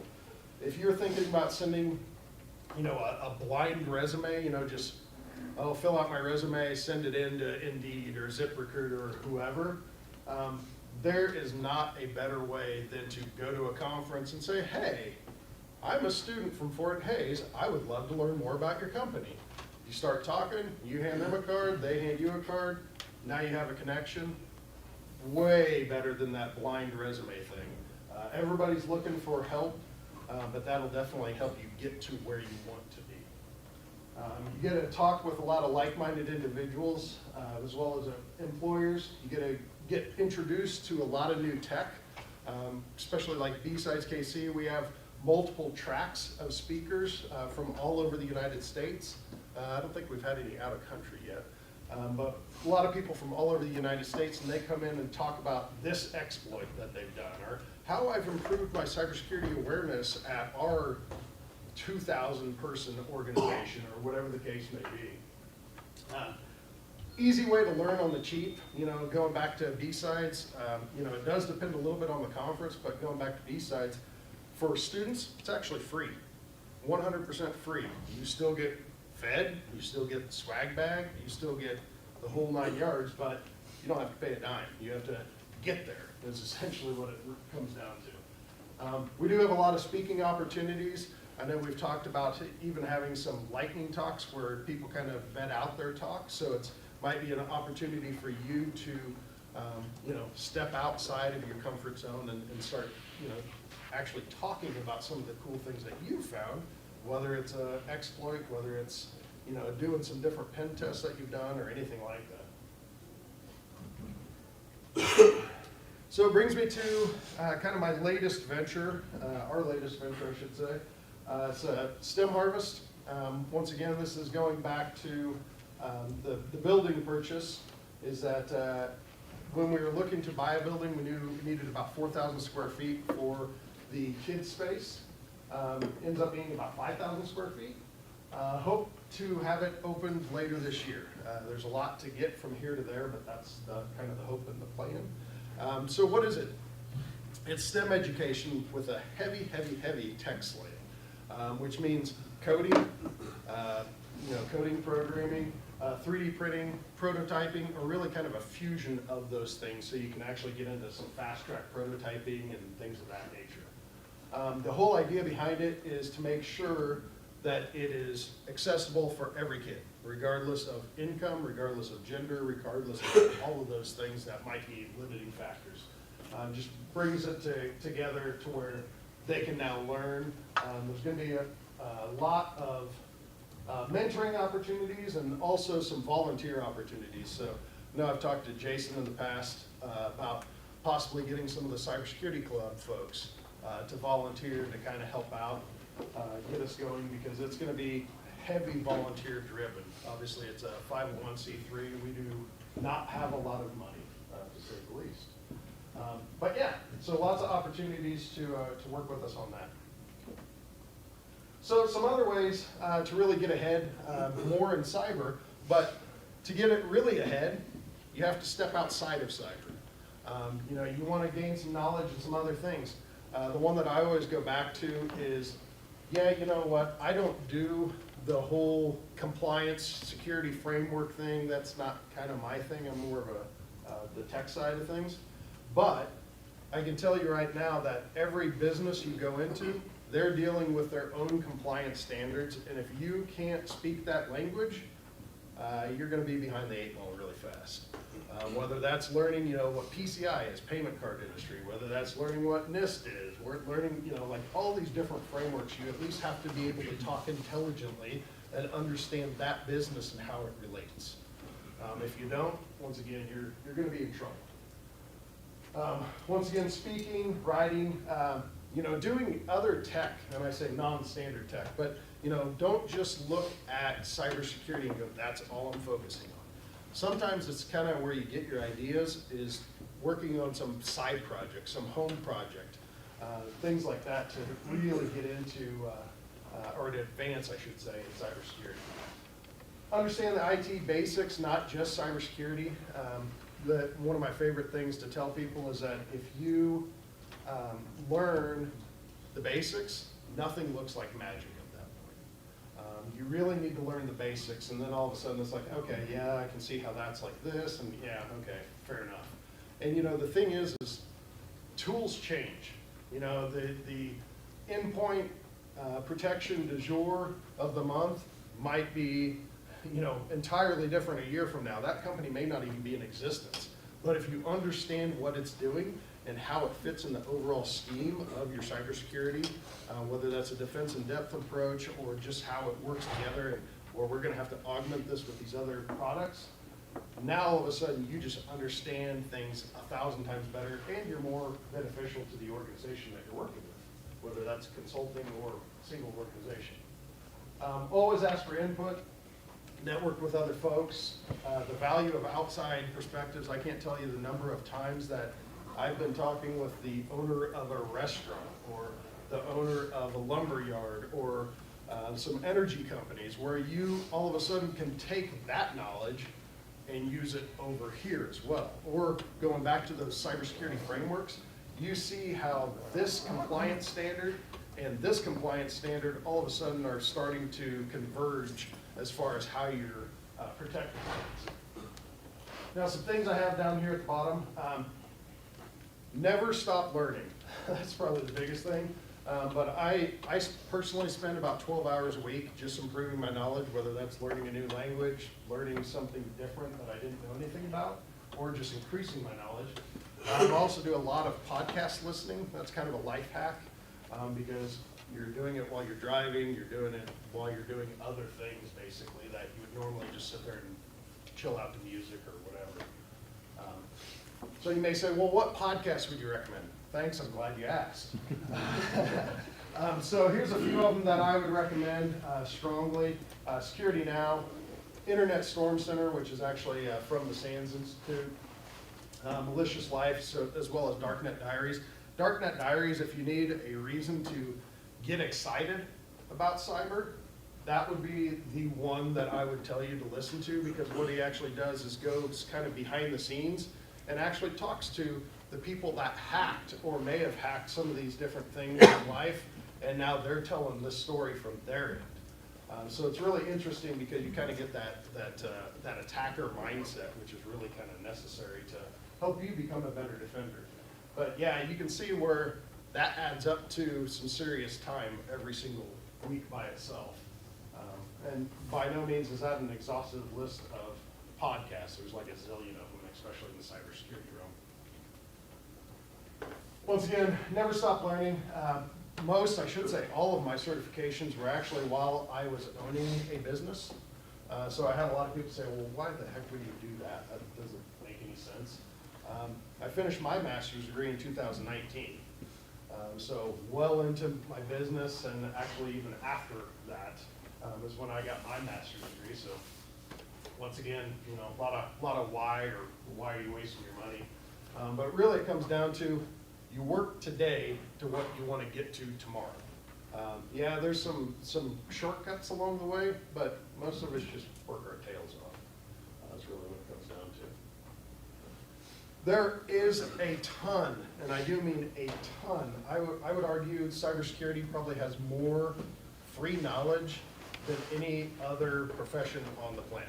And I think it's because all of us realize how far behind we are. There's just, I mean, tons of useful information, tons of tutorials, YouTube. If you think that I've never sat there and listened to a YouTube tutorial because, you know, I have all these certifications and stuff, you are 100% wrong. Lots of YouTube tutorials and things of that nature. Black Hills Information Security up in South Dakota, they actually have some pay what you can training, and it's exactly what it sounds like. They provide some seriously high quality training, whether that's for a SOC position, pen testers, you know, vulnerability analysts, anything like that. They actually provide different trainings, and it's pay what you can. If you can pay $5, great. But it's a really solid training that they put together. John, the head of, John Strand, the head of Black Hills, is actually a previous SANS instructor. So he was a course author and everything else. Really wicked smart guy. SANS Institute provides tons of free webinars every single week. They also have a number of posters. You might have went through and downloaded some of their cheat sheets at some point. You know, they'll have like an Nmap cheat sheet. Has everybody used Nmap at some point? So, I mean, they have some cheat sheets if you don't want to use the help or you want to figure out, hey, what's the best way to do an intent scan on this and make it faster? You know, they'll kind of walk you through some of those things. They also have different ones for digital forensics, incident response, things of that nature. So they have tons of cheat sheets out there. Tons and tons and tons of blogs. You have to be careful. Some of them are not completely up to date, but lots of blogs out there if you find the right thing. I know Eric's going to talk about this a little bit, but start a home lab. There's absolutely nothing better than hands-on keyboard and even troubleshooting some of that stuff. Because guess what? Not everything works right out of the box. So sometimes your best way to learn those things is actually troubleshooting it. Another thing, find something that you're passionate about. I mean, that's really what it comes down to. I know we talked about, you know, cybersecurity analysts and some of those positions, and I mean, cybersecurity is just this huge, overbearing monster, and there's about 1 million different pathways that you can do. And so at the end of the day, what does it come down to? What gets you excited? You know, if you're have maybe a software development background, you know what, you're probably pretty good at web app pen testing. If you enjoy that, there's a position for you. You know, you can get paid a lot of money doing nothing but web app pen testing all day, every day. No matter who you are, you will not be an expert in everything. I am not a digital forensics expert by any stretch of the imagination. I've played around with it, and that's probably as much as I want to do. It's just not my bag. That's fine. You can't become Batman, but you can still fight crime and have, you know, make the world a little bit better place doing it as well. Last but not least, you know, really, I shouldn't say last but not least, but have fun. Make sure that you're spending plenty of time. You know, this kind of goes back to the mental health of things. It's really easy to get kind of enthralled in what you're doing and say, oh man, we're so far behind. I got to do this, I got to do this, and I got to do this. And before you know it, you're working like 22 hours a day. That sucks. Don't do that to yourself. It'll still be there tomorrow. Maybe you'll get popped. You know, especially if you're a defender, maybe you get popped. It happens. You know, don't get too worked up on it. But yeah, it's really easy to develop blinders and kind of lose sight of a lot of other things in life. But at the end of the day, we're not here to work. We're here to kind of have fun. And everybody has a short period of time here on the service. So. Last but not least, now my last but not least is be curious. Absolute #1 hacker quality. I don't know if he's the OG hacker or what, but you know, make sure that you're curious. If there's something that you go through and you start learning, like I said, these different avenues of cybersecurity, and you start kind of pulling at that string, guess what? You have that. Start learning a little bit more. Not everybody was an expert. Even the people that you look at and you think are an expert probably didn't start out there. They started off pulling at that string the exact same way you did, and they're just a little bit more curious than the next person. So that's pretty much all I had. Nobody had any questions? Yeah. If you're like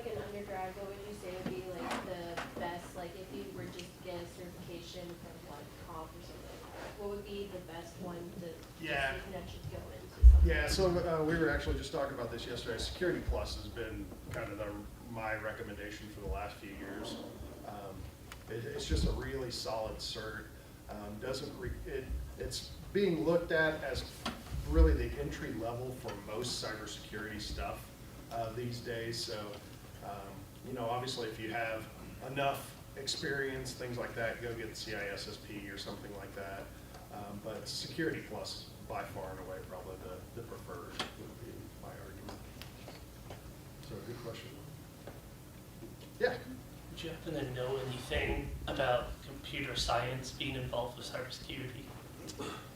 Yeah, I mean, there's a ton of computer science and data sciences and everything in cybersecurity, and especially as you're getting into, you know, your machine learning, artificial intelligence. That's going to be some of the things that, number one, I am not a part of, but definitely use a ton of products that have AI, ML, all of those things built into them. So yeah, there's a huge need for computer science, even just writing better code. If you're, you know, going back to that kind of that developer aspect, some of the absolute best web application pen testers that I've seen have actually started off as developers.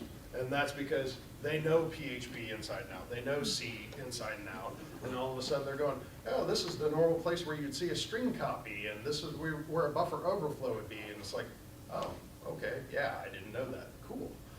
But yeah, to answer your question, computer science, huge. Huge need in cybersecurity. And that really goes back to, you know, a lot of people say, well, I don't have experience in this, or I don't have experience in that. From a cybersecurity perspective, I can tell you right now, it's going to require different perspectives from everyone to solve this. And I don't know if it'll ever be solved. Probably won't be solved in my lifetime. But it's going to require some different perspectives. So, you know, you may have a background in people, working with people. Well, guess what? You probably would do really well in some of the awareness stuff and making sure that training sticks. There are some big companies that invest big money just in training and having people that do the whole AD analysis of how this training works versus this training, and if we interpret the message, and yeah, I mean, you can go down that rabbit hole really fast, really deep.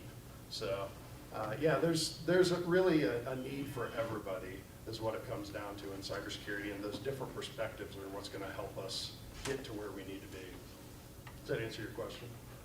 That was probably the most long-winded answer you've ever had. I told you I could talk about this forever. Anyone else? Thanks, everyone. Thank you.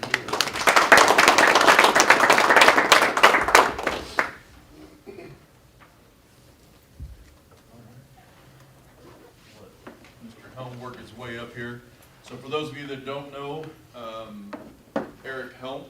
Eric Helm works for Raveneye currently. He works for Yellow Dog. He works for X. He works for Y. He works for Z. I've been fortunate enough, and I'll talk about this when we talk about the Fort Hays programs, that I've had several mentors along the way in my professional side. 2 of them are in this room. We have Eric Helm being one of the first ones that told me, hey, don't focus here, change and maybe go learn something over here. And that dramatically changed my undergrad degree when I was out here doing it. I started chasing more towards the technical and the cybersecurity side and things that weren't quite offered yet in the classroom because it was brand new and didn't exist yet. He encouraged me to go chase those, and that became lucrative and very well. So please welcome Eric Hellman. Let me figure out my tech here. What did you start out with? I started out as computer networking. Oh, okay. Computer networking, and I'll talk a little bit more about that. Like I said, Mr. Helm made sure that I not only learned Cisco, but that I learned other vendors along the way, because Cisco was king, but they were not going to be king for much longer. And so I made a pivot there, and then Mr. Jenish, who's in the back, who will hide under his hat because he doesn't like to be in front of people. But he taught me the 3 states of a bit, and he gets to give that conference speech this fall, which he doesn't know about, but he's going through it. All right. Okay, so Dallas touched on this a little bit in his.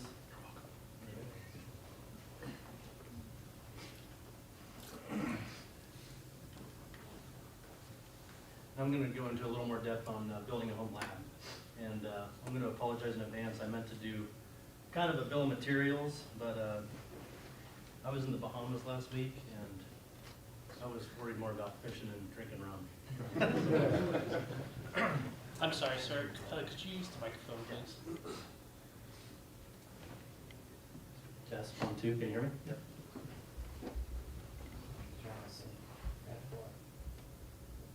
Let's just see what happens here. If this thing ever works. Not like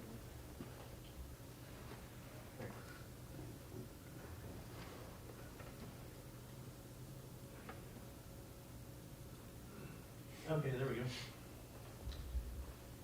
So who am I? I'm Eric. I work for Raven Eye currently. Yellow Dog Network's been there going on 15 years, and now I'm doing some work with a company called Mixmode that does some of that computer science AI stuff. So they're big on that. Besides KC organizer, I hope I see everybody out there this year, September 24th. Like I said, we'll buy you guys all free tickets. Come on out, free lunch. I graduated in, I think it was 2001, but I can't remember for sure. It's been a while. I did spend a little bit of a gig doing a junk professor with John and Kevin over there in the early 2000s. My companies have hired plenty of Fort Hays grads. Recently, Austin and Caden, they're both cybersecurity analysts for Raven Eye. Mitch Dolan came over as a network engineer. Lewis is still at Yellow Dog as a network engineer. Ben Brassard has moved on to the city of Lawrence. And I'll show you later, but one of my companies has another job opening currently. Why do you want to build a home lab? First and foremost, improve your skills. One of the things that you'll hear quite often, especially in our industry, is this feeling called imposter syndrome. And what that is just not feeling adequate in your job or in your skill set. And there's no better way in my mind than to just get on the keyboard, like Dallas said, and practice and run through things and learn. Number 2, invest in yourself. You can build a home lab for next to nothing in some cases, or you can spend a bunch of money. But to me, it's an investment in your future and your career, and it's worth the money. Practice red team, blue team, purple teaming. Practice all the things that you can do. I'll show you a bunch of tools and systems you can use to do all that. Learn a new programming language or scripting language, especially scripting. Learn Python, learn Bash. Those are going to be huge for your career in any realm you choose. Don't take down your network. The family, if you have a family, they may not appreciate it. Your school certainly won't appreciate it, and work definitely won't either. So do it at home. Learn how to automate. Learn how to automate your tasks. Learn how to do some of these things. Automation is key in our world. It helps you focus on the fun stuff. And then also get a breadth of knowledge. Don't be tied to the vendors and products that your companies have, or your school has, or whatever. There's a world out there, and it changes fast, and it's fun to play with new stuff and see new angles. So, what can you do with hardware? First and foremost, I know a lot of us are gamers. Use your gaming PC. That's a nice PC. Use it as a lab. It's a good starting point. You can install some virtualization software on there. Find used hardware. Talk to your school or your companies or wherever, and find out if they're getting rid of stuff. A lot of times you can get it for next to nothing because they don't have any use for it. Raspberry Pis, man, they're cheap, and you can do a lot of cool stuff with those. If you want a little bit more powerful, the Intel NUC, still not super pricey, but has some additional capabilities where you can, add memory and storage to it. CPUs, generally not a bottleneck for what you're going to be wanting to do with virtual machines, but definitely memory and storage. So virtualization. Everybody here know what this term means? Used it, played with it, understand it? Basically, we're just virtualizing an abstraction layer for you to install different VMs all within the same platform. So some of the, VMware Workstation, I believe, now has a free license available. VirtualBox is definitely free. Those all run in Windows and Linux, whatever your main OS would be. So going back to your gaming PC, you can install VMware Workstation, VirtualBox, and now I can put on a bunch of VMs to play around with. If you want to go and build your own from some used hardware, you could put on Hypervisor, ESXi, KVM, Proxmox.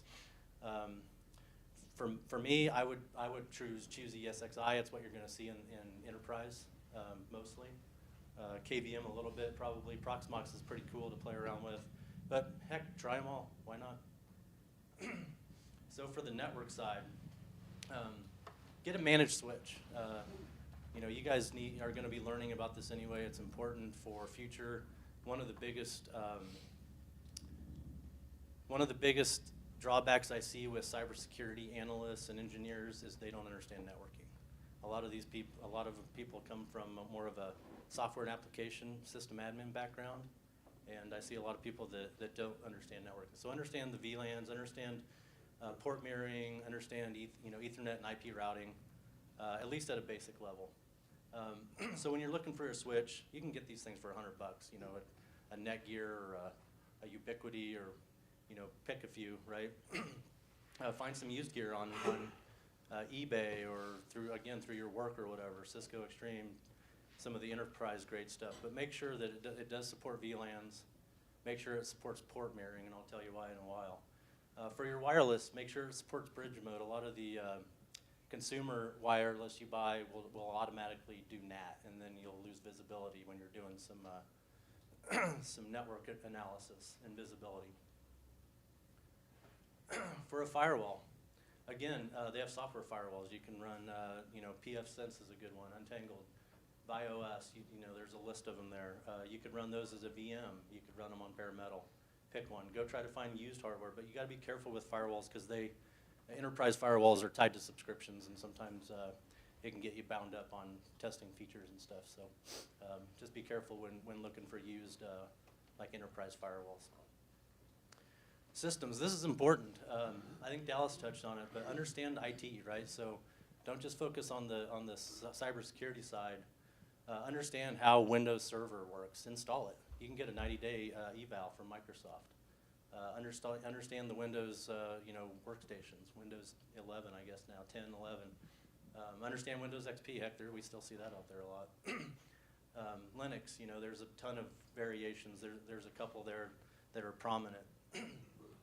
Kali Linux, I'll go into a little more detail later, but it's kind of become a de facto pen tester and defender distribution that includes a ton of tools built in. And then I just have a note about creating gold images. What this means is when you build your images, back it up, take a snapshot, whatever you want to do, put it in a safe place, because you're going to fuck it up. And then you have a one to bring it back without starting over. Now, there is something to be said about starting over because you get to learn how to build it up again. Services you'll want to run on your home lab. This is just you don't have to do all of them, but again, learn all the basics of IT. So NTP, right? Why is NTP important? I'm going to look at logs. If my logs timestamps are incorrect, how am I going to know what happened when? DHCP, that's a common way to get your users on the network, right? So Windows has it built in, Linux has free open source versions. Learn how that works. DNS, super important. Everybody understands DNS, right? It's built into Windows Active Directory. Linux has a few options. There's even more that aren't listed.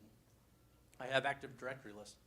Active Directory is literally in probably, if not 100%, 99% of enterprise networks. It is the user authentication, the main authentication base, and now it's in Azure, right? So people are going to Active Directory in the cloud, but still using it to authenticate. Understand how it works. It is a beast, and it is complicated. But it's also one of the biggest attack vectors.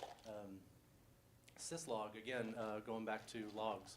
This is going to be important for all your defense needs with cybersecurity. So pick your favorite Syslog server. I like to use R Syslog, which I missed the R on the first part of that. But there are some other cool tools. So that's just, it's going to log to a text file or whatever. But then there's apps. I've listed a few.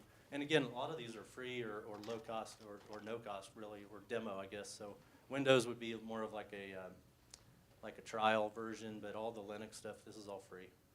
Graylog's free, Elk. You can get a free version of Splunk that's limited to a certain amount of volume per month or something like that. I can't remember what the exact rules are on theirs, but file shares. And going back to the apps, Elk and Splunk are, I see those in every organization I work with as log analytics tools. File shares, this is another, this is the primary way ransomware spreads, one of them anyway, and so learn how that works. Set up your own file shares. And then I threw in backups. Again, this is more for your own sanity to have backups of your stuff. That way when you mess something up, it's you got it. So now what? I've got some apps, I've got some hardware. What am I going to do with it, right? So here's just a kind of a list of a couple tools that I use that are easy to find. There's tons of tutorials, tons of blogs on what you can do with these. So this is kind of a I'm going to hack my networks, right now. So I'm going to get Kali Linux, and I'm going to start maybe with Nmap and discover what I have on the network. What services are there? Maybe I'll follow up with a Tenable or an OpenVAS and look at what vulnerabilities might exist on my network. And Nico's more of a web app vulnerability scanner, but same thing. Find some, and I'll show you where you can find some predefined vulnerable systems and applications you can mess with. So now I've discovered my stuff. What am I going to do? I want to try to break it, right? I want to try to pop the shell, right, and get into it. So Kali Linux again has a ton of tools built in. Metasploit would be included in there. Cobalt Strike if you want to play with sort of the command and control beaconing and remote access. Atomic Red Team's a new one I just learned about. I don't know a ton about it, but I actually saw it on a Black Hills information webinar not long ago. And then Aircrack NGs for your wireless if you want to play with attacking wireless systems. So I'm attacking my network, but also we want to be good defenders. I don't care if you want to pick, if you want to focus on red teaming, pen testing, or blue teaming and defending, you need to know both sides. And so detect yourself, see if you can catch yourself in the act, right? And so Zeek's a big one. It looks at packets on the wire, and this goes back to the switch, the network switch that supports port mirroring, because what I'm going to do is I'm going to mirror all the packets on my network over to a Zeek sensor. Security Onion and Rocket SM basically do the same thing. Rita takes Zeek logs and looks for command and control beacons and some other types of nefarious traffic in it. All of these things, and then the reason why I like to choose these is because you can't mess with the packets, right? The packets can't be forged once they're on the wire. So logs can be tampered with, logs can be disabled, but I'll always see what's going in and out of my network via packets. But speaking of logs, here's, have your logs because you have endpoint logs, you have authentication logs, you have firewall logs. All these things can add additional context into your detection. There are endpoints that generate logs, right? Sysmon's a big one. Sysmon has been improved over the last 5 years to include some really nice indicators of compromise for network traffic, for process modifications, things like that. OS Query and Waza are both also endpoint tools that can run on multiple versions of operating systems. And then again, don't pass up learning the operating systems. Learn how to investigate whether your operating system's been hacked. So here's a list of just some virtual machines you can go download for free. Metasploitable. This kind of goes hand in hand with Metasploit, right? It's going to contain a bunch of vulnerabilities that you can play with and work on, your scripts or finding scripts to try to penetrate those. OWASP is more going to be web app type stuff, but they have an image that has a bunch of web apps. Same with this damn vulnerable web application VM. And then VulnHub's a website. VulnHub just contains a ton of community contributed VMs for this sort of lab environment. Other resources, so there's GitHub projects. GitHub is a wealth of information for both detection and hacking tools. There's online CTFs. I'm going to talk about this later, but one of the local groups in Kansas City, SecKC, they have a Discord channel, And they get groups together and they go all and participate on the online CTFs and work together as a team. So it's a great opportunity to just go sit in one of those and learn and see what you can contribute. But if nothing else, just everybody's pretty open to just sit there. And Dallas brought up the podcast and YouTube, conferences, you know, all these things that help you get to where you want to be in your career. So some other resources, these are kind of some online things that you can play with. So even if you don't have the money for hardware, Hack the Box, try Hack Me. All these are online tools that you can go and participate in some you know, red teaming and blue teaming through their infrastructure. So there's practical applications as well. You know, like I said, hack your network, detect your attacks. Hardware hacking is something I haven't touched on, but you know, there's a whole community of people that like to tear apart electronics and see what they can do with it, or build their own. You know, there's a big community, and if you guys went to B-Sides KC, you know, you saw the electronic badges that we do, or we have you know, our partner called the Badge Pirates too, and that's pretty much all they do is hardware hacking and build these, and they build little CTFs into the badges for people to have fun with. One of the fun ones that a lot of people do is Pi-hole. You know, a Raspberry Pi is $50, and you can run your own DNS server and learn how to block you know, bad domains or whatever on your DNS server, but also it logs everything. So now you're back to getting a nice DNS log for all your lab stuff. And then I was going to show you guys something that's really kind of big right now, which is mapping these techniques through the MITRE ATT&CK model. And I'll kind of start and go a little bit into MITRE ATT&CK and how you would do that in your lab. So what is MITRE ATT&CK? Current version, it's 10.1.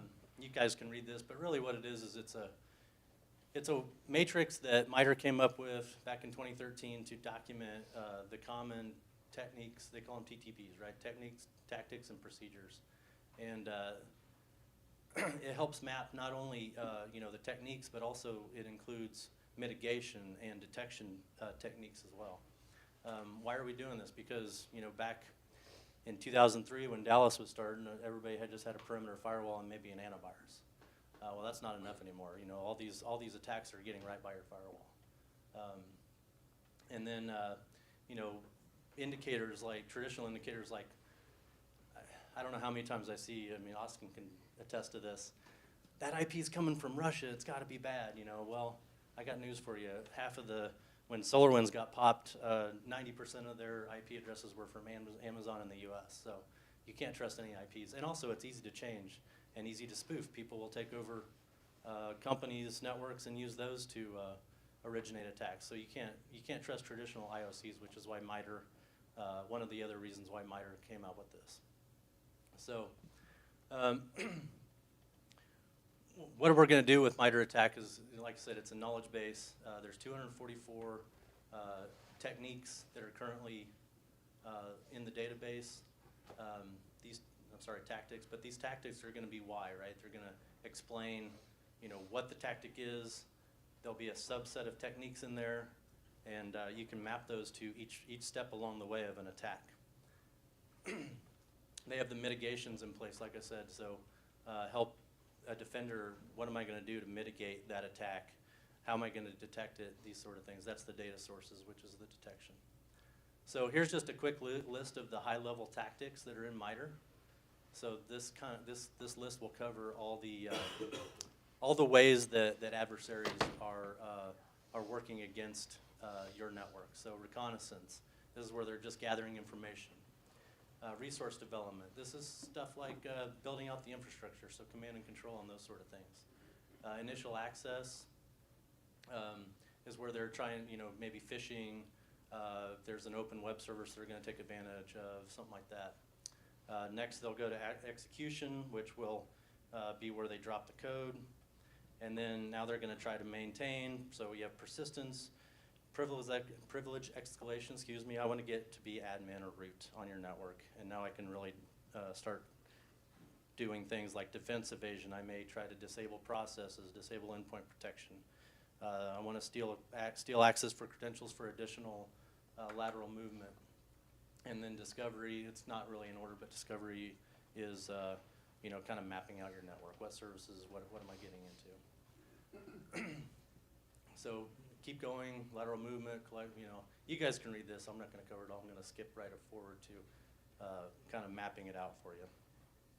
So here's the kind of the current version of the attack matrix. It's really hard to read that, I know, but you can see it on their website, and all that's clickable, and you can get right up all the way into the tactics.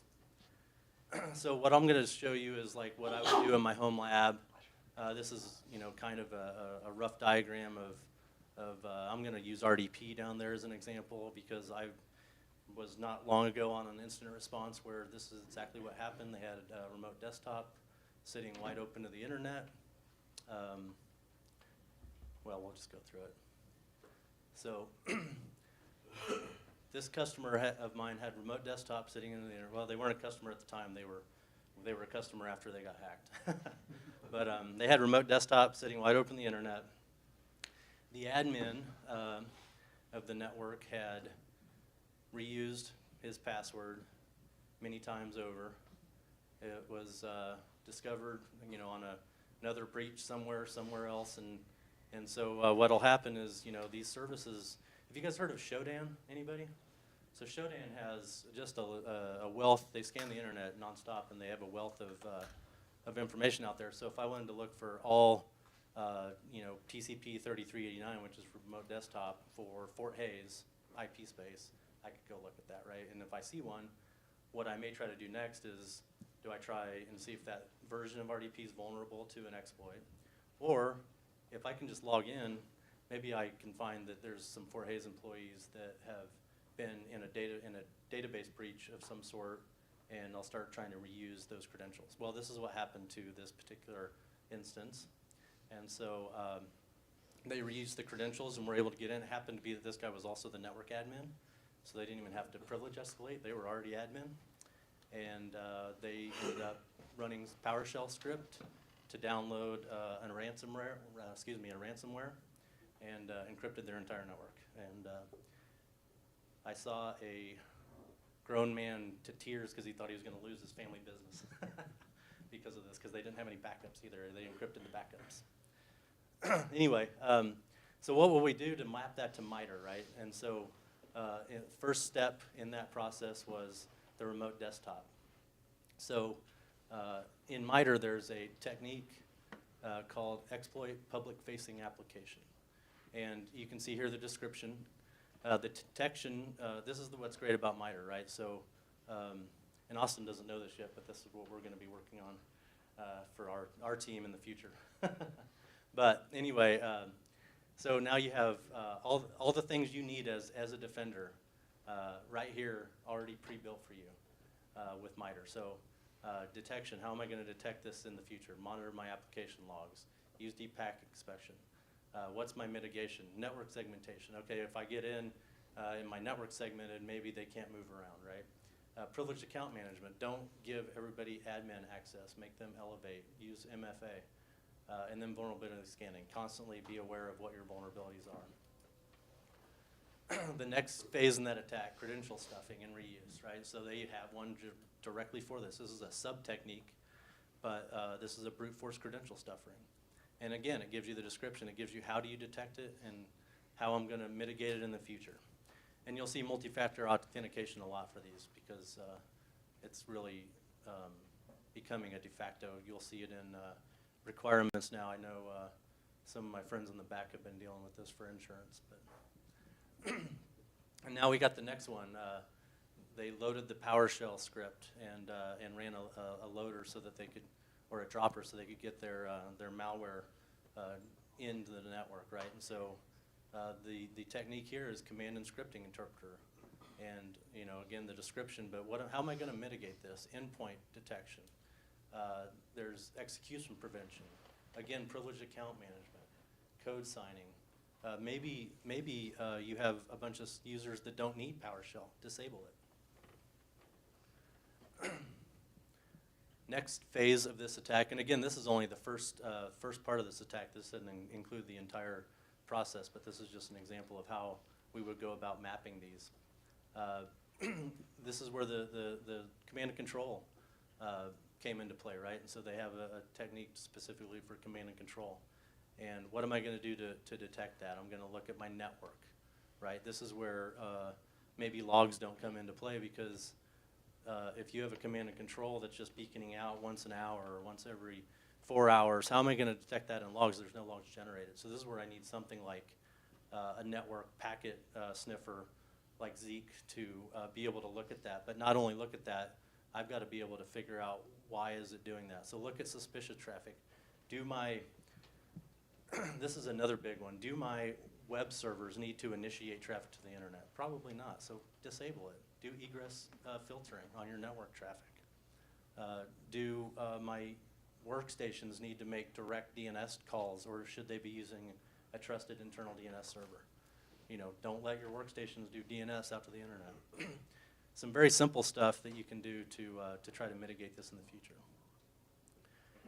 And then, you know, the next one was downloading the additional tools. So once I got my PowerScript able to run, I'm going to download, you know, Cobalt Strike. I'm going to download my custom malware, whatever the case may be. This is called Ingress Tool Transfer in MITRE. And again, we're looking at file execution. We're looking at network traffic for detection, and we're looking at at that as mitigation as well. And so that kind of covers. Oh, that wasn't supposed to. Sorry, that wasn't supposed to be hidden.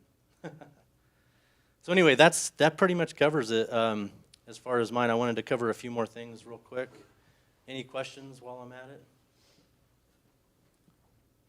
So get involved. You know, Dallas covered this quite extensively. Get involved. Local orgs. SecKC is a great one. They have a Discord, so you don't even have to be there. You can interact with people, learn from people. I know a lot of you guys are going to be looking for jobs. There's a job board on SecKC. I post there every time that we have a job. I usually send to John and Jason when we have jobs. And that brings me to my last slide. We are hiring for a system engineer. We call it system engineer. It's really a network engineer at Yellow Dog. That position is going to be focused on wireless to begin with, but they're going to be learning all the route switch stack as well. Recently on SecKC, a friend of mine that works at J.E. Dunn just posted they have a summer intern coming out. If anybody's looking for internships, it's a paid internship. And they also are hiring a network operations analyst full-time. All these positions are required to be in Kansas City, but anyway, if you're interested, hit me up. Join the SecKC Discord. They're there. People are hiring. And hope to see you at B-Sides. I'm going to say that again. I have a funny story to tell you about B-Sides. So I was really hesitant to do this, and one of our other guys talked me into going out to Denver they were having a B-Sides out there, and he knew one of the guys putting it on. And so me and Mike went out to Denver, and lo and behold, we run into Dallas is out there, and he's like, "What are you guys doing here?" "Well, we're thinking about starting up B-Sides in Kansas City and decided to come out here." And I was like, "Shit, you want to do it too, Dallas?" He's like, "Yep, count me in." So it just kind of organically happened, but you know, it's all part of the networking piece that's so important to advance your career. So anyway, that's it. Thank you.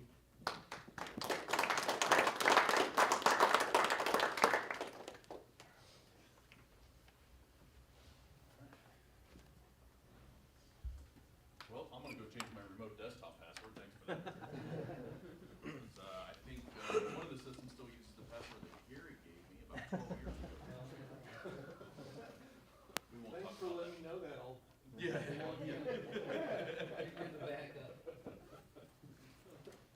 Should be sandboxed, but.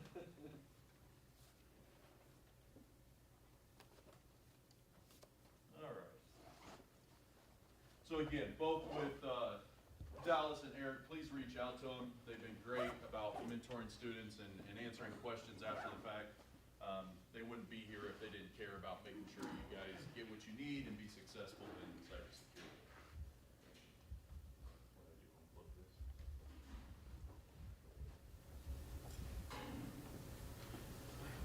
All right, so we're about to break for lunch here in just a little bit. I can hear them setting everything up for the taco bar. But while we're going through and getting ready to do that, specifically for you high school students that are attending here, I know he went through a lot of big words, right? And the good part is you get to write those down, you get to look at those. But one of the goals of this conference was to work with your instructors so that we can get you access to tools so that you can learn this kind of stuff early on. We want you guys to learn that stuff in high school so that you look to us to come here for a bachelor's degree and eventually hopefully stay for a master's degree. Those home toolkits and everything that he was talking about setting up, that's how you make it. That's how I got here today. So as an example, I came here to Fort Hays State back in, I think it was 04. I came out of high school. I worked for the computer teacher that was there. He was kind of training me and taking me under his wing, and I got to work during the summers fixing computers, doing whatever it took to be around that. Took down the network a couple times.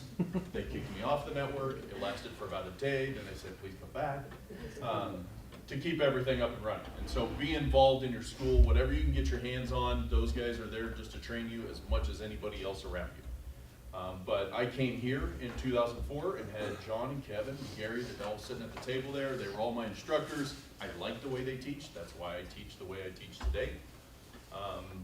And stayed for my undergrad, and then eventually they talked me into staying for my master's. Actually, I think I was told I had to stay for my master's so that I could adjunct teach for a while. And then after being out in industry for quite a while, came back and became a full professor. So the reason I share that is I've been in this room, I've been in this classroom, been here as a student, attended a few conferences that were there. The best thing you can do is show up to the conferences, just like Dallas was saying. Go to these conferences, particularly the B-sides, as they're plugging very hard, and I asked them to plug it very hard.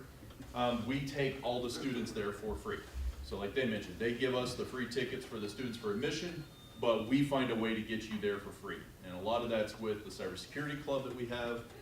They do fundraising to make sure all the students, the hotel rooms are paid for. So there's no out of cost except for the students to buy their own dinner, I think one night is really all it really boils down to, or the way home. Other than that, everything else is covered. And the department's really good about taking trips and going out there. And you'll find out with B-Sides, which is one of my favorite ones next to DEF CON, is that you get to go out there and learn and meet a whole lot of people. So please, please, please meet the people in this room today, especially if you guys are in the ones in high school and even the ones here in college. Reach out to the college students. Let's see, the second table here is going to be most of my students. I know you're in there as well. But Chris, if you can raise your hand. Chris is the current president of the Cybersecurity Club, and Lori, who is, there she is, she's going to be our next year president that's coming through there. And then we have several grad students that are here, such as Tyler over here, who's in the Information Assurance Program, and Derek as well that we mentioned before. And where's Austin? Austin's still here. There he is. Austin just wrapped up the cybersecurity program. So please reach out to them, ask them how it was to take classes here if you're interested in coming to Fort Hays. I encourage you to look around at all the different cybersecurity realms, but I will tell you when it comes to the technical hands-on stuff, we have that available at Fort Hays. So we're going to cover that here a little bit after lunch. So, let's see here. Jackie, do they have it? It looks like she's still setting up here. While we're doing that, don't forget your lunch ticket. We have, I'm sure we have a little box or container. Throw your lunch ticket in there, please. That just helps us keep track of how many we had go through there. We're going to have a fairly long lunch, 11:30 to about 1, so please get up, walk around. You can go take a walk through the union if you haven't done so. Visit with the speakers, the instructors, and the students. We're going to have a few sessions here, particularly for the student side of things after lunch, as well as the instructors, as John and Kevin are going to have some talks about what we're doing with the Cisco program. I'm going to be explaining a little bit more about the cybersecurity program. And then one session in there is listed as summer workshops. And really what that's about is trying to get high school students whatever they want access to. If they can't get the home building and the setup that Eric was talking about, I'm going to make sure you get those resources so that you guys can get started early on. So we'll give you remote access to all of our labs, all of our facilities, whatever it takes to get you interested in cybersecurity or computer networking or anything in between. All right, we should have lunch about ready, and you guys can hang out here. You can go down to the Pioneer Room if you want to break out. Anybody have any questions? Again, please stay towards the end. After we get done with these little talking sessions, the rest of it is all hands-on workshops. We got some pretty cool workshops in the afternoon. We have a Capture the Flag event, which is where you guys are going to go through and basically play a Jeopardy style of going and answering questions. We have great prizes in that realm. Again, we have iPad minis and headsets and keyboards and all sorts of good stuff that was donated to us by our sponsors. So please stick around till the end of the day. We have a networking activity with John and Kevin. Eric was gracious enough to bring the lock picking set, which he has access to. So if you guys don't know how to pick locks and want to break into stuff, preferably your own stuff, he will be able to kind of get you hooked up. And that was always one of the biggest popular ones that the students really liked it, besides this last year, was going through and picking locks. I'm pretty sure Josh went and bought every master lock he could get his hands on and started picking everything. So. My hands started hurting. Yeah. And I'll have kits for sale, cash or Venmo. Perfect. Perfect. Don't learn how to pick a master lock. You can pick those with anything. All right. Let's have lunch and please intermingle, and we'll see you after lunch right back here.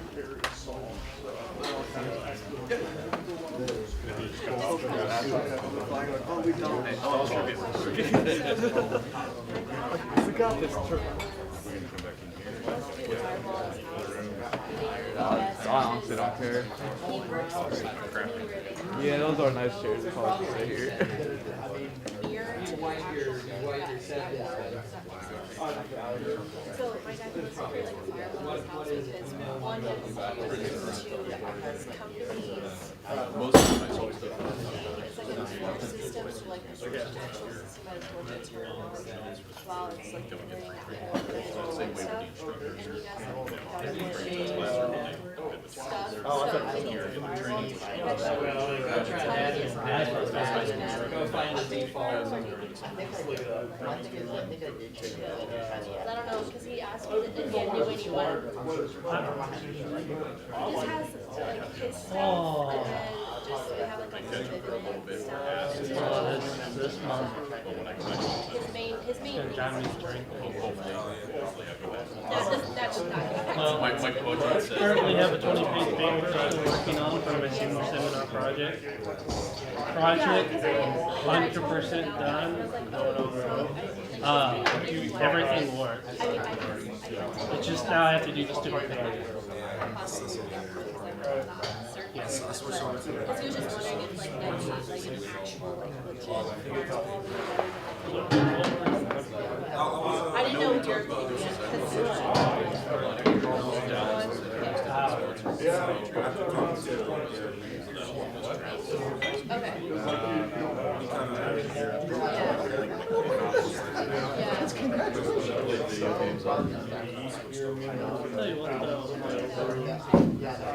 I'm getting Dallas certificate in cybersecurity because there's no minor yet. He just got it approved this year. But he said the certificate's supposed to be like 5 classes, I hope. So when it actually goes through, I'll get the message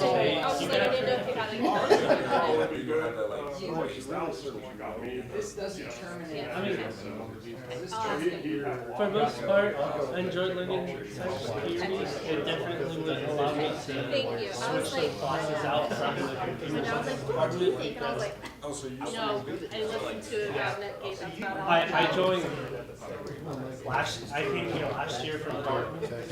So they're setting up everything. I didn't know about White mask. security until this year when I joined the club, and it was just like, well, Too much about it. well, You gotta pay.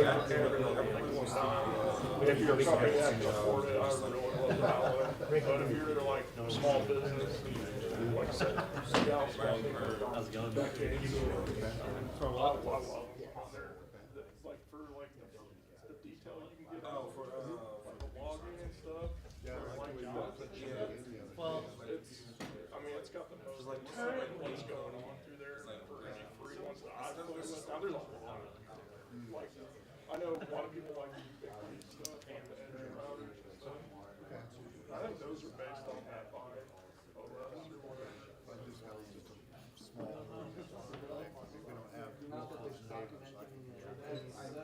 I was just curious how that would stack up to a full PSN setup. I was just curious how secure. they're saying about home lab, that's why I got one. It's overkill. Like, I mean, I think everyone should have a firewall at home, but like, I went above and beyond. Because I wanted to learn the product a lot more. Because now I've deployed probably 8 PSNs of different kinds. And just if it wasn't different products, I'm about ready to deploy more. You probably have certain products have to be isolated as well as like the HR.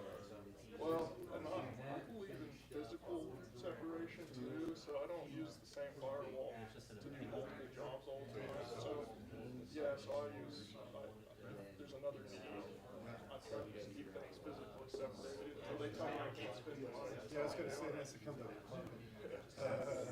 Don't we just turn down the? That's understood. I appreciate it. Yeah, no problem. I gotta hit the head too. Like the audio wise? Yeah. Just as a just in case.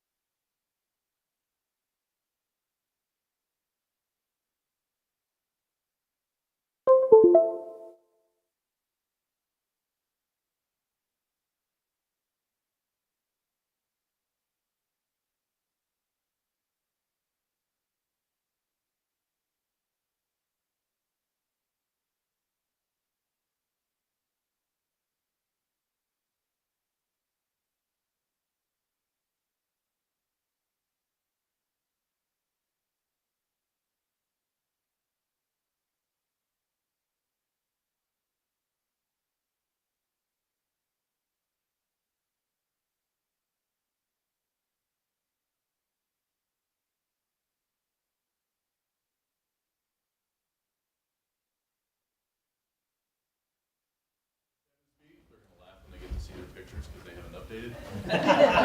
It's clear. It's all right. John does not like social media because he doesn't have LinkedIn. So, and Kevin has one, but he's got a little tag on the numbers. It doesn't have my hat on it. Yeah.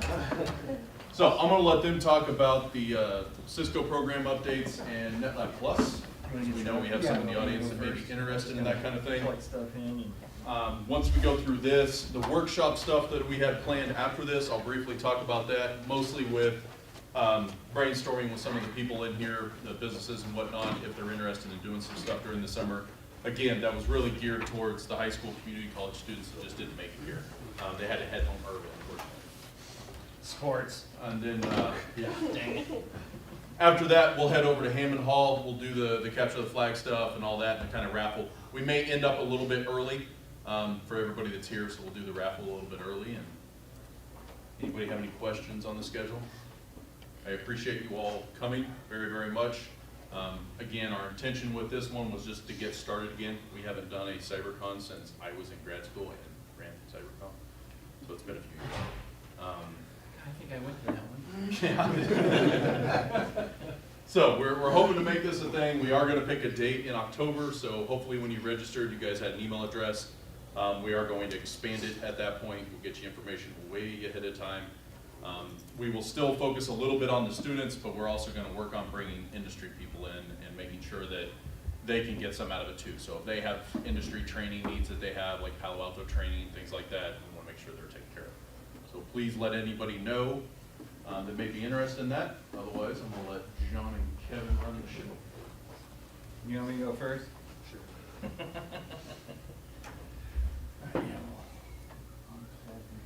He's got to take it down now. Oh, yeah, because, you know, because somebody was gonna come in and bring out a laptop right before we got there. We need to move it. About 1,000 USB-Cs here.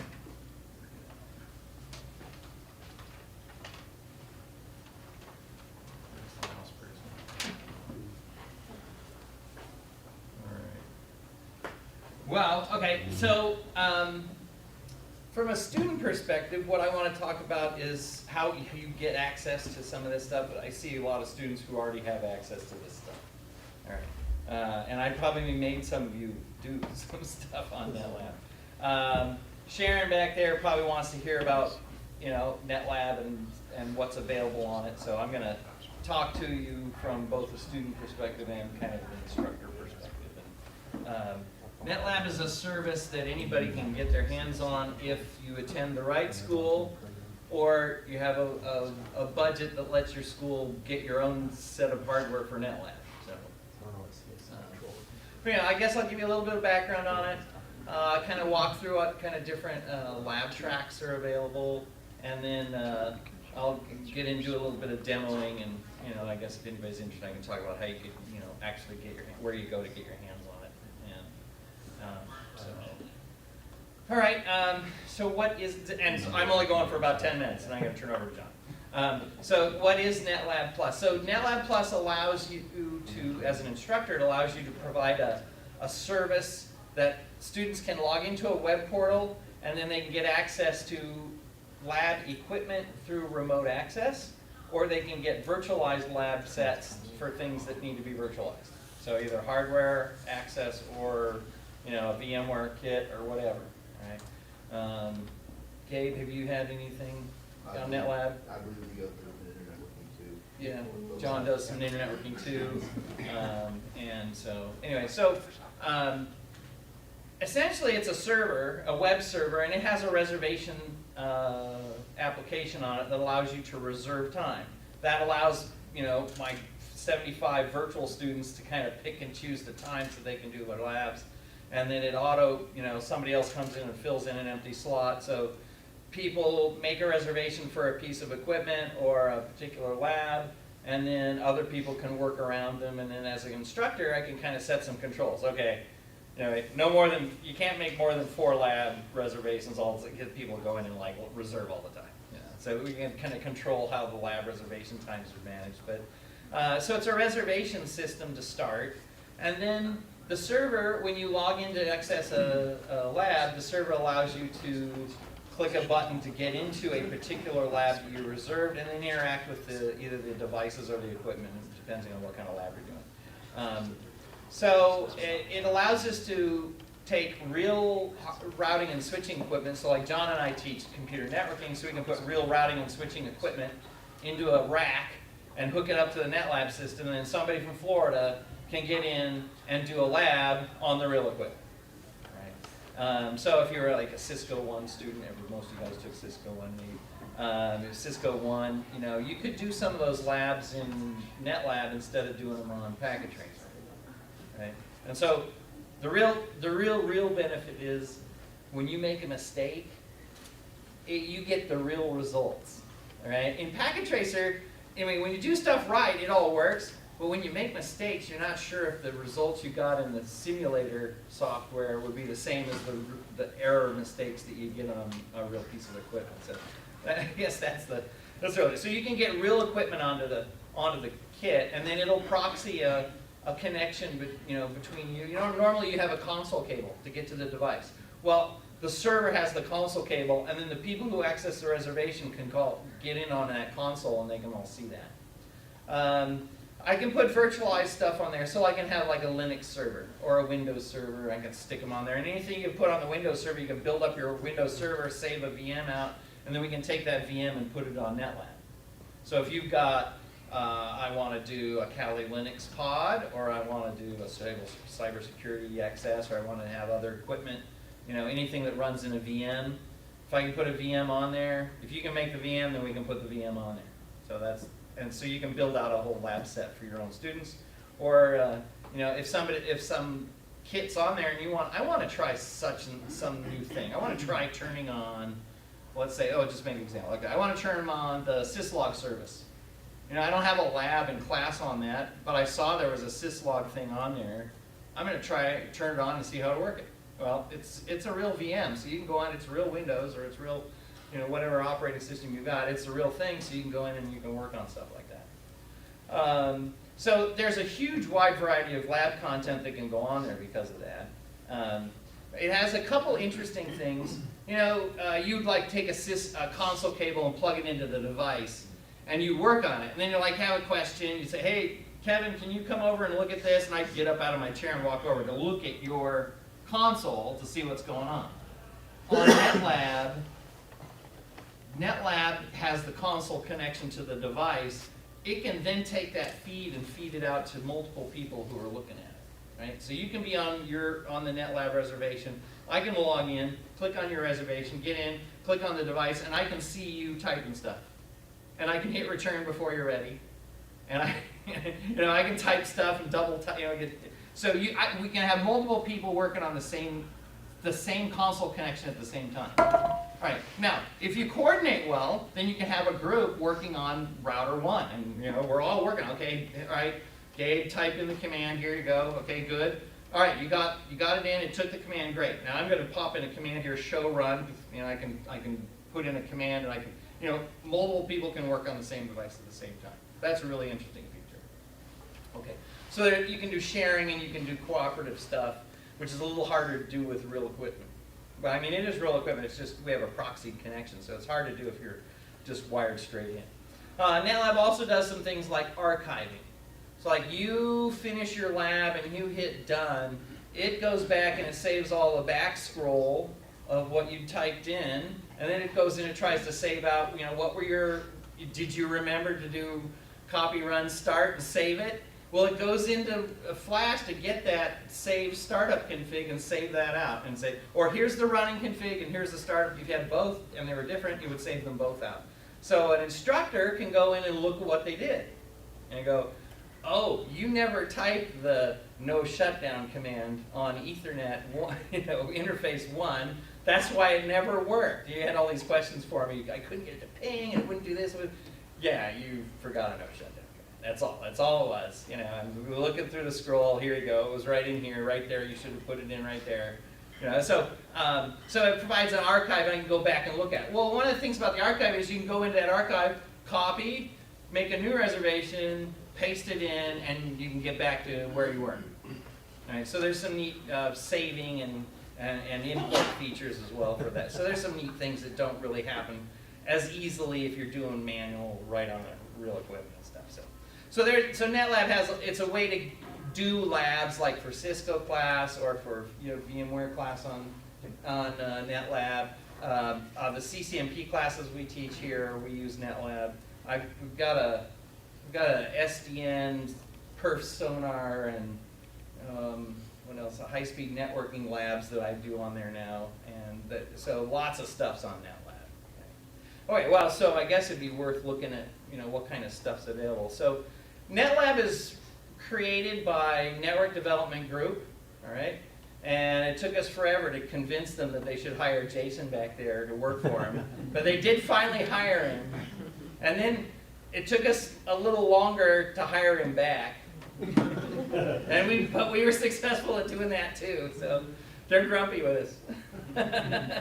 But we've been a customer forever. We've been using Netlab a long time, probably 15, 20 years. Oh yeah. And so we're really happy because it allowed us, 15 years ago, allowed us to take our classes online. And nobody else was doing that then. Where would you go get an online? Everybody's got an online class now. Everybody at the high school had online class. You didn't want to, but you ended up in online classes in high school even in the last couple of years. Way back that wasn't really a big thing. So I guess we're cutting edge, but we're just like, we've got Fort Hays was always doing distance learning, and there was always a push to say, can you take your classes online? Well, we can use this, we can do that, And so, I guess a couple other good features are, it provides students access when you've locked up your building, right? I mean, it's like, on campus here, you had to write, Gary probably wrote a lot of passes for kids to do stuff late in the buildings because the police would come through and kick people out, And you have to write a little pass, and here's your copy, and I don't think we write physical passes now, do we? But, you have to do something, though. I mean, they need to know that you have permission to be there. So, if a kid wants to be there at midnight, then generally they got to have like a pass or something. But, they don't have to be in the lab. They can just log in from home and work. I need to finish that lab we started today. I'm going to make a reservation. I'm going to copy in the part of the work that I did, and now I'm going to finish it. And they can do it from home. And so, it's a neat feature to add to an on-campus class. Even they can do labs in class in the laboratory, they can still go work on Netlab too. So it's like, get extra time. I want to repeat that lab. They went through it pretty fast in class. I'd like to work that one again. I had to get up and go to the restroom, and I missed that part. I want to go back and redo it. So it provides some out of hours access for the on-campus students. So that's another neat feature. Let's see what else. Well, there's some other things, but what I want to do is kind of go here to. Let's see if I can go here. Which direction is this? It's over here. Okay. All right. Oh well, yeah. I've got like dual screens on. So, what I've got a page here is if you go to NGG's website, there's a spot where you can look up all the different curriculum modules that are available on Netlab. All right, and so on our Netlab, it's a subscription service. We get the hardware stuff in, we build it all out, and then we subscribe to the Netlab service. They push all these labs content down to the Netlab server, and when I create a course, I can go pick out one of these curriculums or multiple curriculums. I've got a class that's got 4 different curriculums in it, or pick out a Cisco class or whatever. and I add the curriculum to a course shell that I make, and then students, they can get in there and they can click on a lab and make a reservation and off they go.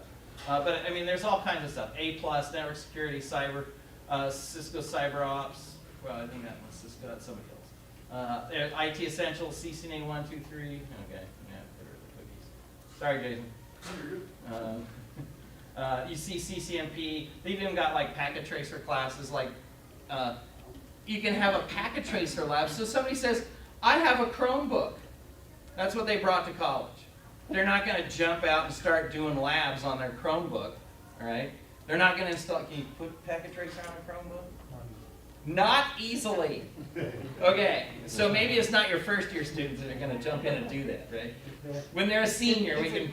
That's the final exam. You got to get packet tracer up and running. If you can do that, then we'll let you graduate, and then you can keep practicing your labs after you leave. Yeah. So, but what, you know, what would that be on Netlab? Well, you'd go to this thing and you'd see a PC icon. You'd open the PC icon, and boom, it's already got packet tracer installed. You can, and it can have all the lab files there. Double-click lab 3.2. Boop, opens up, and you can do packet tracer. And you know, it used to be we had a lot of Mac students, and they didn't have packet tracer for Mac. So we just put it on Netlab. They could log into Netlab, and they could do their lab on a Windows box on Netlab, right? And so, so there's just tons of curriculums: ethical hacking, Linux Plus, Network Plus. You'll see some of them down here have like a vendor icon. So there's some partner vendors that produce stuff like Palo Alto Networks and VMware have academies. There's a Palo Alto Academy and a VMware Academy, which John teaches a curriculum from. And those curriculums can be up here. Oh, the VMware Academy is great because you get into a VM and then you do all this VM work inside of the VM. It's like, what's that movie? Inception. Yeah, that's what it is. It's Inception. VMs inside of VMs. And, you know, and the students are just trying to wrap their head around VM to start with. And then you tell them, yeah, and you're all doing that in another VM. It's really fun for the instructors. But, I mean, there's just tons of stuff here. Red Hat Academy courses. Some of this is produced by NDG, right? I'm sure Jason's done a lot of QA work on some of this stuff. He has to run through all the labs before they can put them up here. That's why he's so smart, you know, because he had to go do all the labs to make sure they work in every one of these curriculums. But yeah, you can see VMware. But there's just tons of stuff. So, and so this is just the, you know, this is the marketing presentation from NDG. But we could just actually go into Netlab and take a look at it. So I want to kind of do some demo too. Let's see here. Let's, I've got my mouse up here. All right, sorry. Just a minute. I'm gonna go over here and, am I right? Yeah. I'm gonna up here and like unmirror. Yeah, there we go. I can see better. It's a neat feature when PowerPoint gives you like the presenter view. Trying to do something. So a student, if you're a student, you're going to go, you'd go to like labs.fhsu.edu or labs.lncc.edu or whatever. And you'd set up a domain. That would point to your server. Student would log in with a student login. I'm going to log in with an instructor login. I have a student login. I just can't remember what it is.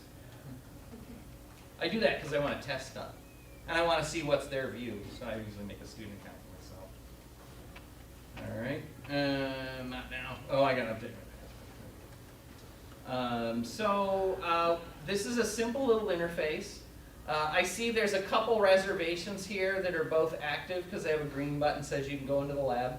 But what I wanted to do is I want to go in to manage a course that I created. And actually, I've created a lot of classes there. I've been busy.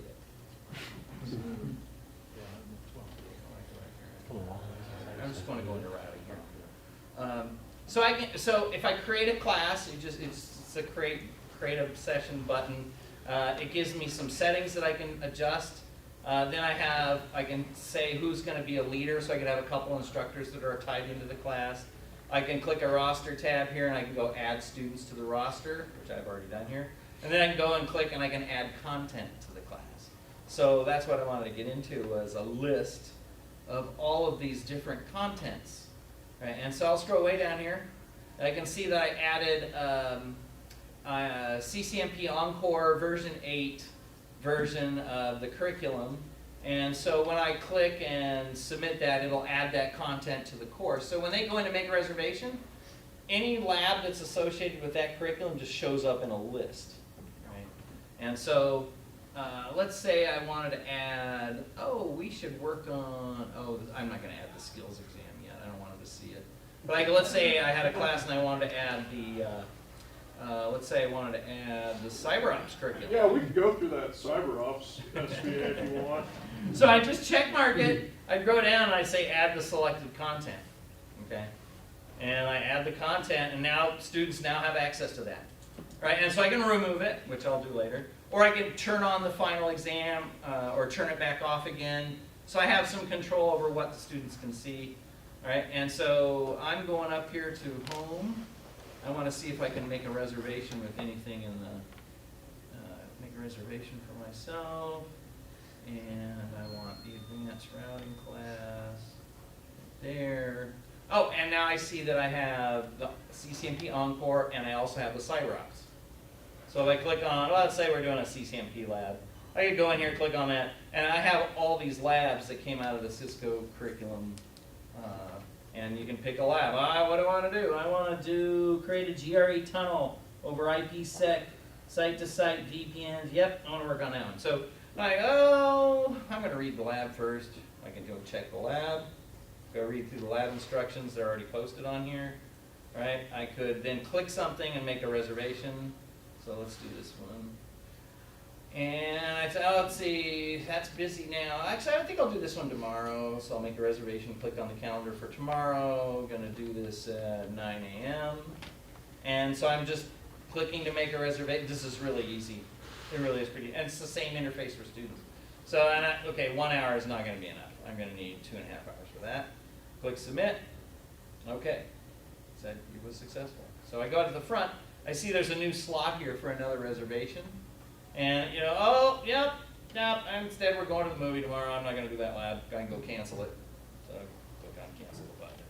Okay, guess I'm going to the movie instead of doing that. Let's say I want to do a lab, and my lab time has come. I can go and say, I'm going to go into this multi-area OSPF lab. I click on that, and it shows me a topology. Things are booted up. I can go into a router. And yes, enable show version. What am I actually doing here? What do I got? This is a what? This looks like it's iOS version 16, running on an ISR software. And we'll go down a little farther. We can see some hardware info down here. I've got actual license. I'm probably running on the demo license on some stuff here. It's got 2 gigabit Ethernets. What do we got here? Where's my iOS? What's that? It tells me how much. No, I wanted that. Oh, yes, yes. All right, right here. Okay. I was trying to figure out which one we have. So I've got I have a ISR Cisco router. It's a 4321. Which means it can probably do switching as well. But anyway, I can just click on different devices and gain console access. And if you were logged in, you could watch me type this stuff on your own console terminal. And you can see. Or you can interrupt me. Hit the tab. Right, set the exec time out for 1 second. Yeah. We used to do that to each other. Yeah, there's all kinds of mischief you can do when you're both in the same, on the same router at the same time. It's just a lab router, who cares, right? All right, well, so anyway, this is kind of the interface, and there's tons of what I showed you today was some hardware-based stuff, where there's actually devices over in Timantic's data center, and we've got real console cables that run out of the server, the Netlab appliance that run into the device, so you gain access to that, but you could have a virtualized something. So let me look and get to a different kind of thing. I've got a software-defined networking lab open here. If I go into that, then I would have a client, and for example, I could jump into the client. And so the way this development team wrote some labs for software-defined networking, but they run in something called Mininet, and then, so that just runs on a virtualized server. So I don't need any hardware for that, and I can do all these Mininet labs. It's high-performance throughput testing and perf sonar testing, and you can do a bunch of other things, setting up like links and isolations and VXLAN. There's a ton of these labs, but they're all in here in a virtualized environment, so that students can get to them from anywhere. So you know, basically you go through this content. So NDG worked with University of South Carolina on an NSF grant, and that was to produce the curriculum to make it free to distribute through the Netlab platform to everybody who wants to get access to it. So we're using it, and these are just these are all like, that was September, so this is less than a year old. So cutting edge stuff, and lots of instructions and lots of things to do, and so. Anyway, so that I just kind of wanted to demo some Netlab stuff, and you could see that. So for Sharon, as an instructor, you can make a section. You can choose what curriculums are available, whether it's Net Plus or Security Plus, and make those. And then they can go in, reserve, and make reservations, and you can go check them to see if they actually attended. And you see, you have some statistics to see that stuff. And so for if you're in Internet Networking too, and John says do lab such and such on there, he can tell if you did it. You have to make sure you go in and actually do it. Yeah. And then he can actually see what you typed in. You know, so if you're like, you were in the reservation for 38 minutes, you know, but he only typed one command. He must have been watching YouTube while he was, you know, he never made it through. So. You see me do some dumb stuff on there. Yeah, and so the other thing is the instructor could like get your configs out at the end, paste them in, and do a little troubleshooting. You know, you came in and asked what was wrong. Oh, well, let's load it up and figure it out because it archived your stuff. That doesn't happen too long. For the most part, students get through the labs pretty well. Sometimes they have little self-inflicted wounds they got to troubleshoot, but it's not bad. Or they're locking themselves out. Yeah, lock themselves out of their own router. Then you can't even get to the internet. Dang it! You have to come down here and go to the esports lab and do some Cisco labs on the gaming computers. Yeah, there you go. All right, anyway, so my goal here was just to kind of give you a tour and show you what's going on. So let me see, did it take me back to the wrong?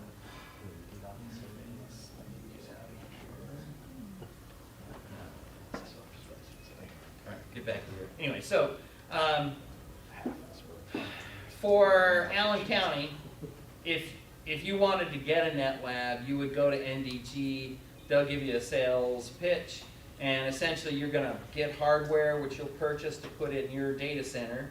And then if you're doing like Net Plus and Security Plus, there's no hardware to put on. If you want to do Cisco, you know, 1, 2, 3 class, then you're probably going to buy a pod, and that pod will get put on there, right?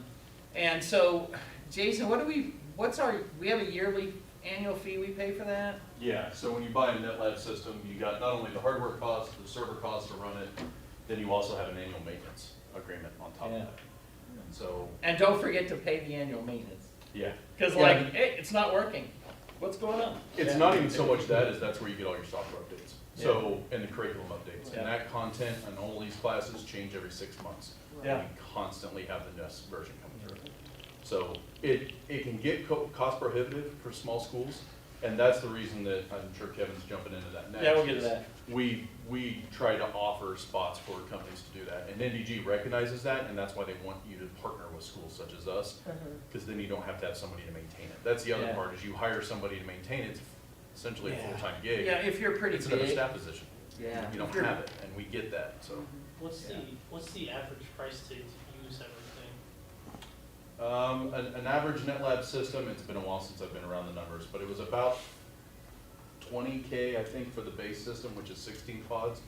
And then you have to buy the servers to put it on, and there's about 2 management servers. They can rest you One management server is about 10 grand, the other one's gonna cost you about 17 grand. And then all the equipment. So if you do Cisco, then you gotta buy all the Cisco equipment. If you're doing virtual machine pods, then that would fit on that second server. So, you know, there certainly, we got involved in this a long time ago, and so Jason's been taking care of it, and, you know, we have some other universities that are leasing our Netlab service. Now, there you go, managed services, you know, we're a cloud provider. So, you know, Park, they've got a lot of students on there, and so we just set it up to where they pay on a per student basis to kind of lease. And then, you know, they just put it in the syllabus, you know, a student has to pay $40 for the Net Plus curriculum, and it's just, you know, it's kind of like a textbook fee for them. And then they just send it our way. And then we use that to buy our $10,000 server and then upgrade it for $7,000 to the better server. And, you know, a server's got, well, how much RAM is on the server? Most of those are pushing over 768 gig. RAM. That's not storage space, that's RAM. Yeah. Right. Yeah, so they're designed to run lots of VMs simultaneously, right? You get a class of 10 kids in and they all open a VM all at the same time. It's all running on one piece of hardware, essentially, underneath. So those are all high performing things. But you know, one thing we could do is, like, if you had a Cisco pod extra, you could bring it here and we could put it on and then make it available. That's another thing that could be done, and, you know, instead of having to buy getting your own Netlab system. I think, you know, our expense for Netlab is, you know, we have to have a person to maintain it that knows what's going on. You know, when it's running smooth, it's awesome. It is just awesome. You know, I can make a shell, have the kids get in and doing labs day one in class. It's really cool. You know, and the weather's bad, you know, you don't have to walk to campus, they can just do it from home.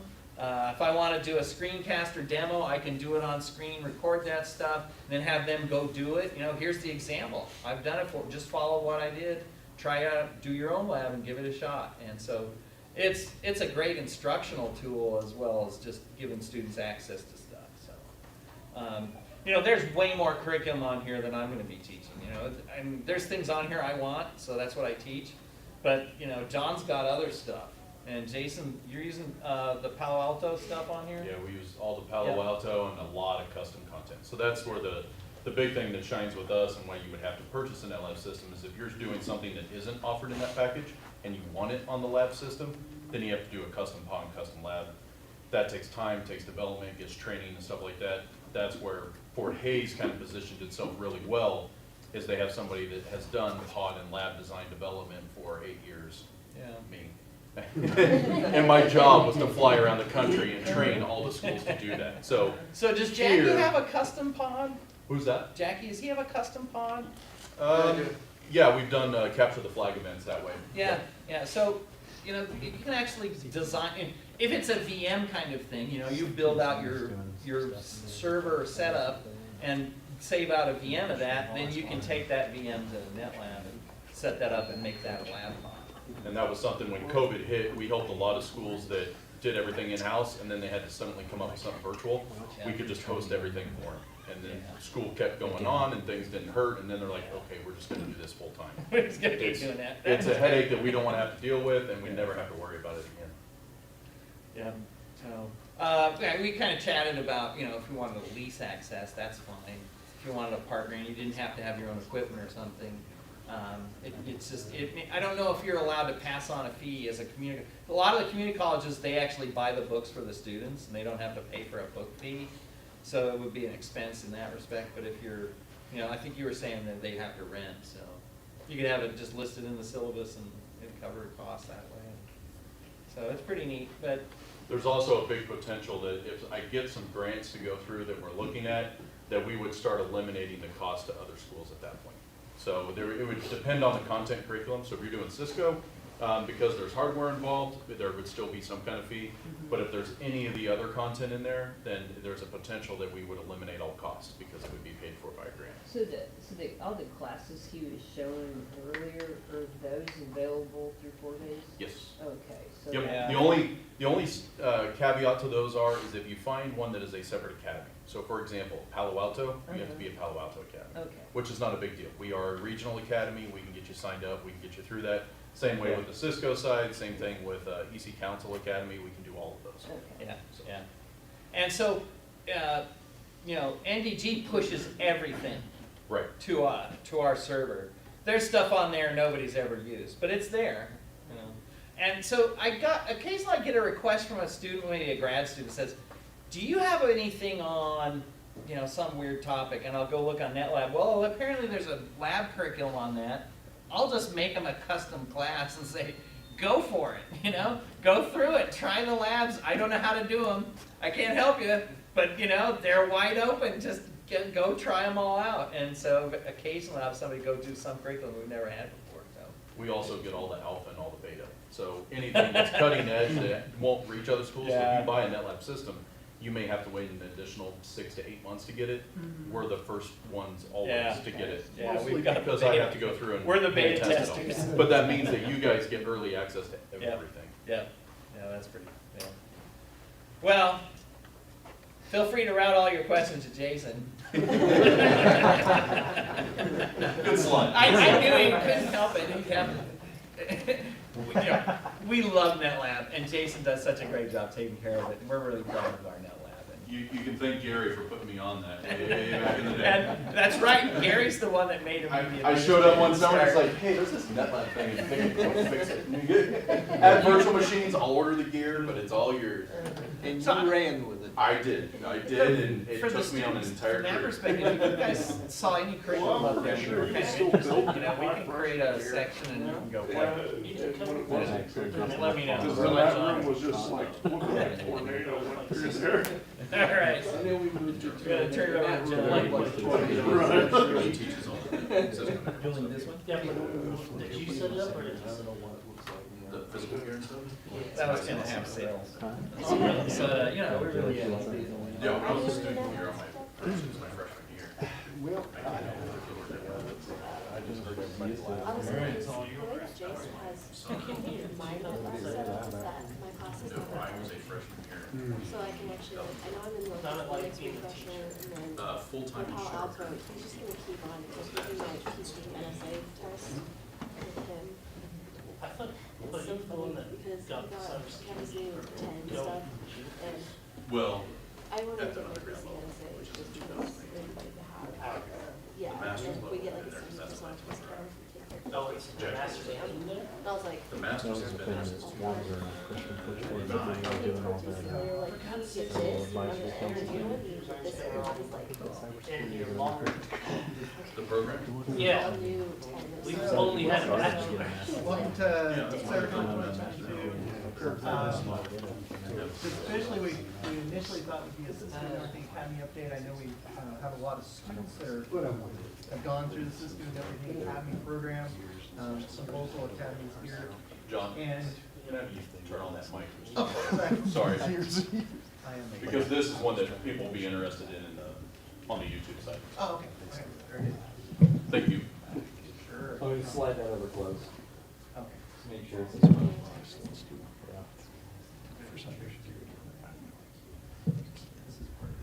Figure out how it works. There'll be a test. Can you hear me? on that. Yeah, exactly. Can you hear me now? Oh, there you go, good.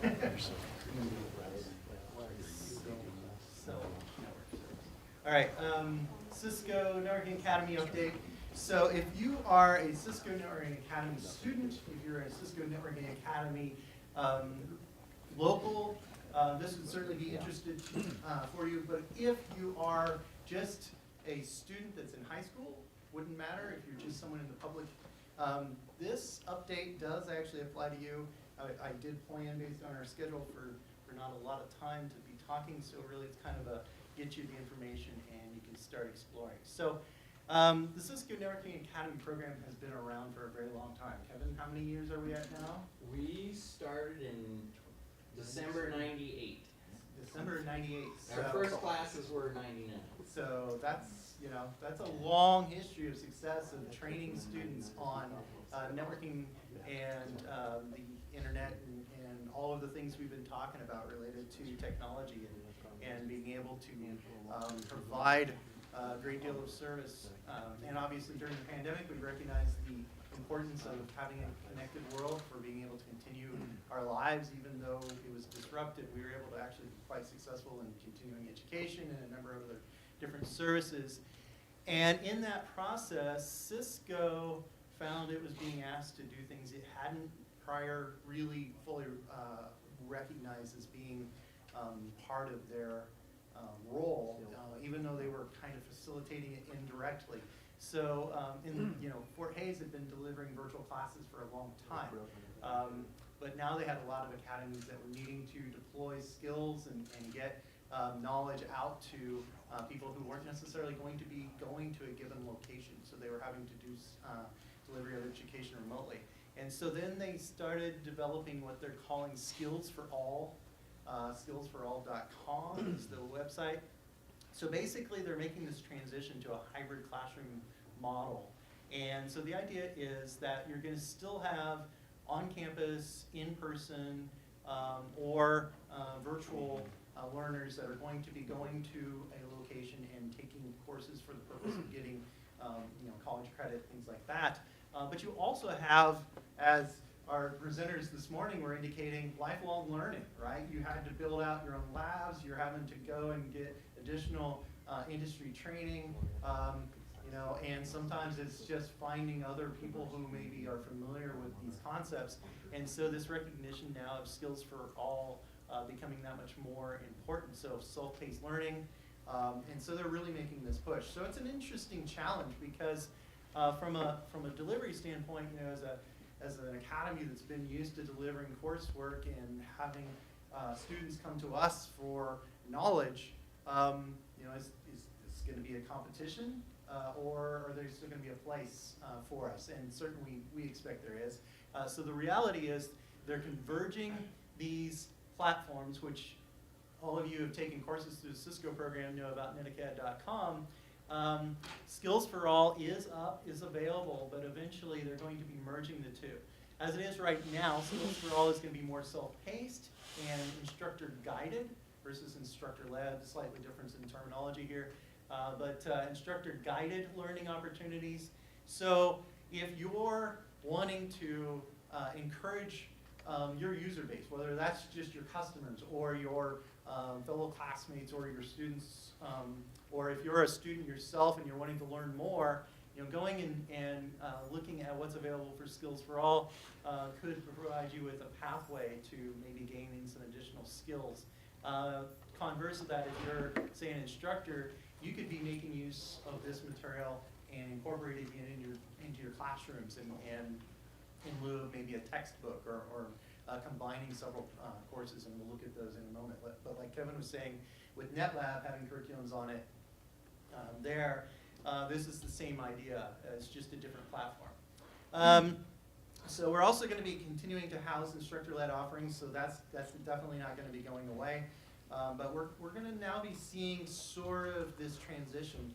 And so one of the things that we're looking at with this self-paced, instructor-guided component is that it's going to streamline things. It's going to make it a little more engaging. I know from the fact that students will love the material, but sometimes I'm doing a lot of reading. So having it presented in a slightly different way could certainly be helpful. One of the other things they do mention here is how do I access this? And we'll look at it in a greater detail, but if you are already a netacad.com user, you'll be able to use your credentials to access this. But that's no fear. You can still access it even if you don't have a Netacad account at this point. So one of the cool things about Skills for All is that these courses don't require any kind of specialized equipment. So basically, you have a laptop, you have an internet connection, you're going to be able to use it. And so that's certainly helpful. And learners can earn digital badges. I don't know how many of you are interested in digital badges or even familiar with the concept, but digital badging is becoming a much greater pathway or method by which they're demonstrating skills. I guess that's a good question for the employers in the room. Has anyone been looking at digital badges as a skill identifier for potential employees? Have you been looking at those at all? Not really? Not yet? Okay, so it's a migration, right? It's one of those where you had certifications. This idea is that they've maybe they haven't achieved a full certification, but they've reached a particular threshold of knowledge or learning. And so we're seeing in certain industries where it's becoming more prevalent. So it's kind of an interesting new approach to demonstrating certain levels of skill. Some of the new classes they've included are getting started with Packet Tracer. If you have no experience with Packet Tracer, this is a great course to get you started on. They also have exploring networking with Cisco Packet Tracer as well as IoT. So if you're wanting to deliver some IoT experience or wanting people to know more about networking, wouldn't necessarily have an expectation for them to go through a full course. Well, this could be a great way to deliver that. And then it is also going to expand some of the existing courses that are being delivered through the Cisco Networking Academy program. So they're actually reimagining those things. It does provide for the ability to incorporate instructor-guided functionality into the courses. That's started and going to be continuing on as we progress with this emergence or convergence of the two programs. All right, well, let's go look at Skills for All just as the site. I'm not going to dig into it too deeply here. I basically wanted you to get a sense of this is the current screen in terms of what you would see if you would go there. It does have a variety of different offerings in terms of training. It does have a focus on cybersecurity. So as we were talking about this conference, one of the ones, different courses, and we'll look at the listing here in a moment, but you have Introduction to Cybersecurity, you also have Networking Essentials. So there are some courses that are offered, look at the catalog, that might be of interest to you as individuals, or even if you're talking to someone that's wanting to learn more about some of these things, it's a really good starting point, I would say, in getting people interested and or getting their skill level up, right? You know, if all you're doing is talking, you could be talking to the CEO of a company, and you know, they're like, you know, I don't really know as much about this as I would like. This is a great place. You could encourage them to go.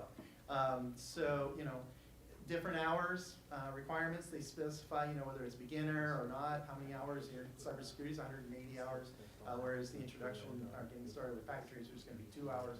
Getting started, if you want to learn more about IoT, it's a 6-hour program, you know, so they do have a variety of different coursework offered. Like drag and drop your router. Network defense, Python, networking essentials, endpoint security, exploring different features of Cisco Packet Tracer, you know, bridging. So there's other elements they also incorporate in here, which is quite interesting. Talent Bridge is one of the services that Cisco offers within the program in terms of Cisco Networking Academy. If you are looking for employment and you have certain skills, you can use the Talent Bridge to match you to a potential employer. So through this portal, you could actually then start to learn about how that works, you know, get your information posted and make that connection. And so it's a great opportunity for you as a potential candidate. All different kinds of things that relate to cybersecurity in terms of this landscape that we're now. And some of it's going to be videos, some of it's going to be coursework specifically. But anyway, I wanted you to see that this is kind of the direction they're going. The catalog is right now just really the beginning. So I would say if you get started and in, you know, as the next year or so, the 2023 timeframe, as they start making that transition, we're going to see more coursework that's going to get incorporated into here. And you asked the question, I'm sure was running in your mind, is how do I get signed up? What do I need? If you're a Cisco Networking Academy student, then you can use your Cisco NetAcad account. If you have a Google account, you can go get signed up right now. So, or you can set up one without that. So, doesn't have to necessarily be tied to any academy, but if you're an instructor, you can have students go self-enroll. You can create a course in there, you can have it instructor guided, and it can be a course that you would create then, and then you can actually walk them through, or at least guide their learning. And so it's a nice, I think it's probably a great way of bridging that gap that we're seeing between, you know, the traditional educational model and what, you know, the expectation. Yeah. I may have missed, John, but is the Skills for All site, that training, is it mostly no cost? No cost. Yeah, yeah, exactly. Awesome. It's free stuff. So, and if you get in there, like the Intro to Packet Tracer, it's free. You download it and you can do it's network simulation software. You can do some crazy, amazing things. I was telling Dallas, I started using that for skills test for our applicants at Yellow Dog. Absolutely, yeah, that's a great use of it, because it's just, and this is a good way to, you know, so let's say you had an applicant that wasn't as familiar with the software, have them sign up, go through the Cisco Packet Tracer course, so then you're not having to learn the software. Then all you're trying to do is demonstrate to me your skills. Yeah, I usually have it pre-built, so I send them the file, and then they have to write the configs. Gotcha. Yeah. Right. That's awesome. That's a great approach. So, I mean, it's, I think there's really I think there's a great future with what they're planning here. It's just a matter of, you know, what it's going to look like in the next 2 to 5 years. So, like I said, they're in the process of merging the two. So I think what they're really trying to do right now is build up a user base, getting it connected to potential users, and then bringing the traditional networking academy program on board. But if you're an instructor, or even if you know someone that could be, let's say it's an organization with a community college or a high school, you know, even middle school, that would be interested. Becoming a Cisco Networking Academy, you could start making use of this curriculum as a part of your school. And the reason why you'd want to do that is because once you become an academy, then you can have that instructor guided. You could have assessments that can pull out and provide some assessing elements to it that, you know, and it can be a way to deliver content to students. Cool. Any questions? All right, so that was my spiel. Go sign up if you have a Google account, or if you have a NetAcad account. Go jump in there, create a class, play, and it's supposed to. I really do feel like they're going to continue. Get your digital badge. Get yourself a digital badge. Exactly. There's a way to, so think of it as a digital badge as a vendor can produce the badge, and the only way to get the badge is to do something and get it issued to you. But now that we have NFTs, they can issue the digital badge as your NFT, and you can be the original owner of the, or the company can say, we issue you the badge and we own the NFT. So the only way you can get it is by going through the vendor. But it's coming. You know, you're gonna start seeing people's LinkedIn pages loaded with badges and stuff. That's what I think's gonna happen. Yeah, it is, and that, even from a vendor perspective, like NDG and such, that's the reason they're moving towards badges and everything else.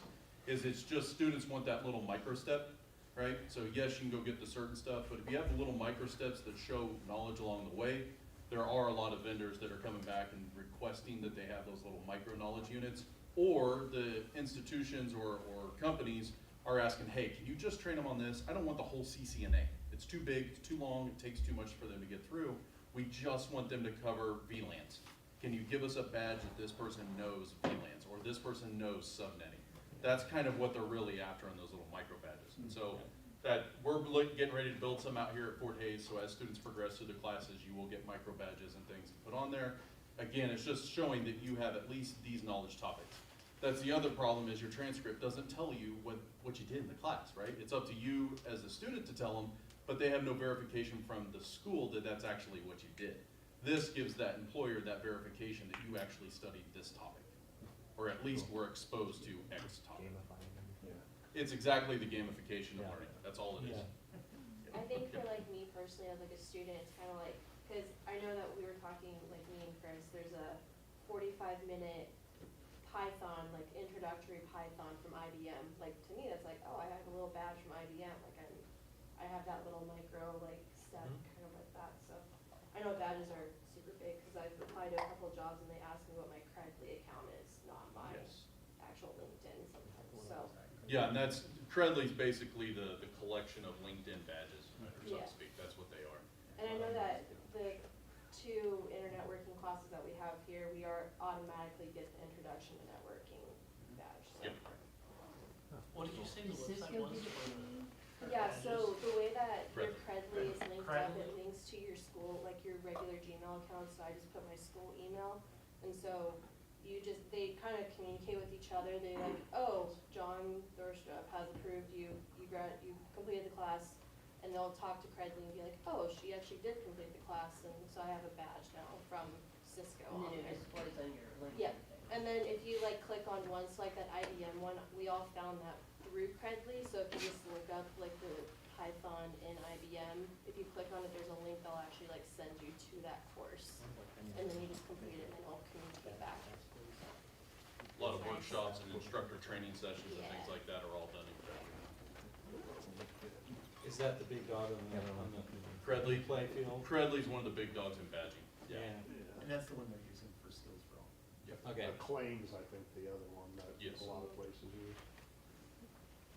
All right, well, power this back on.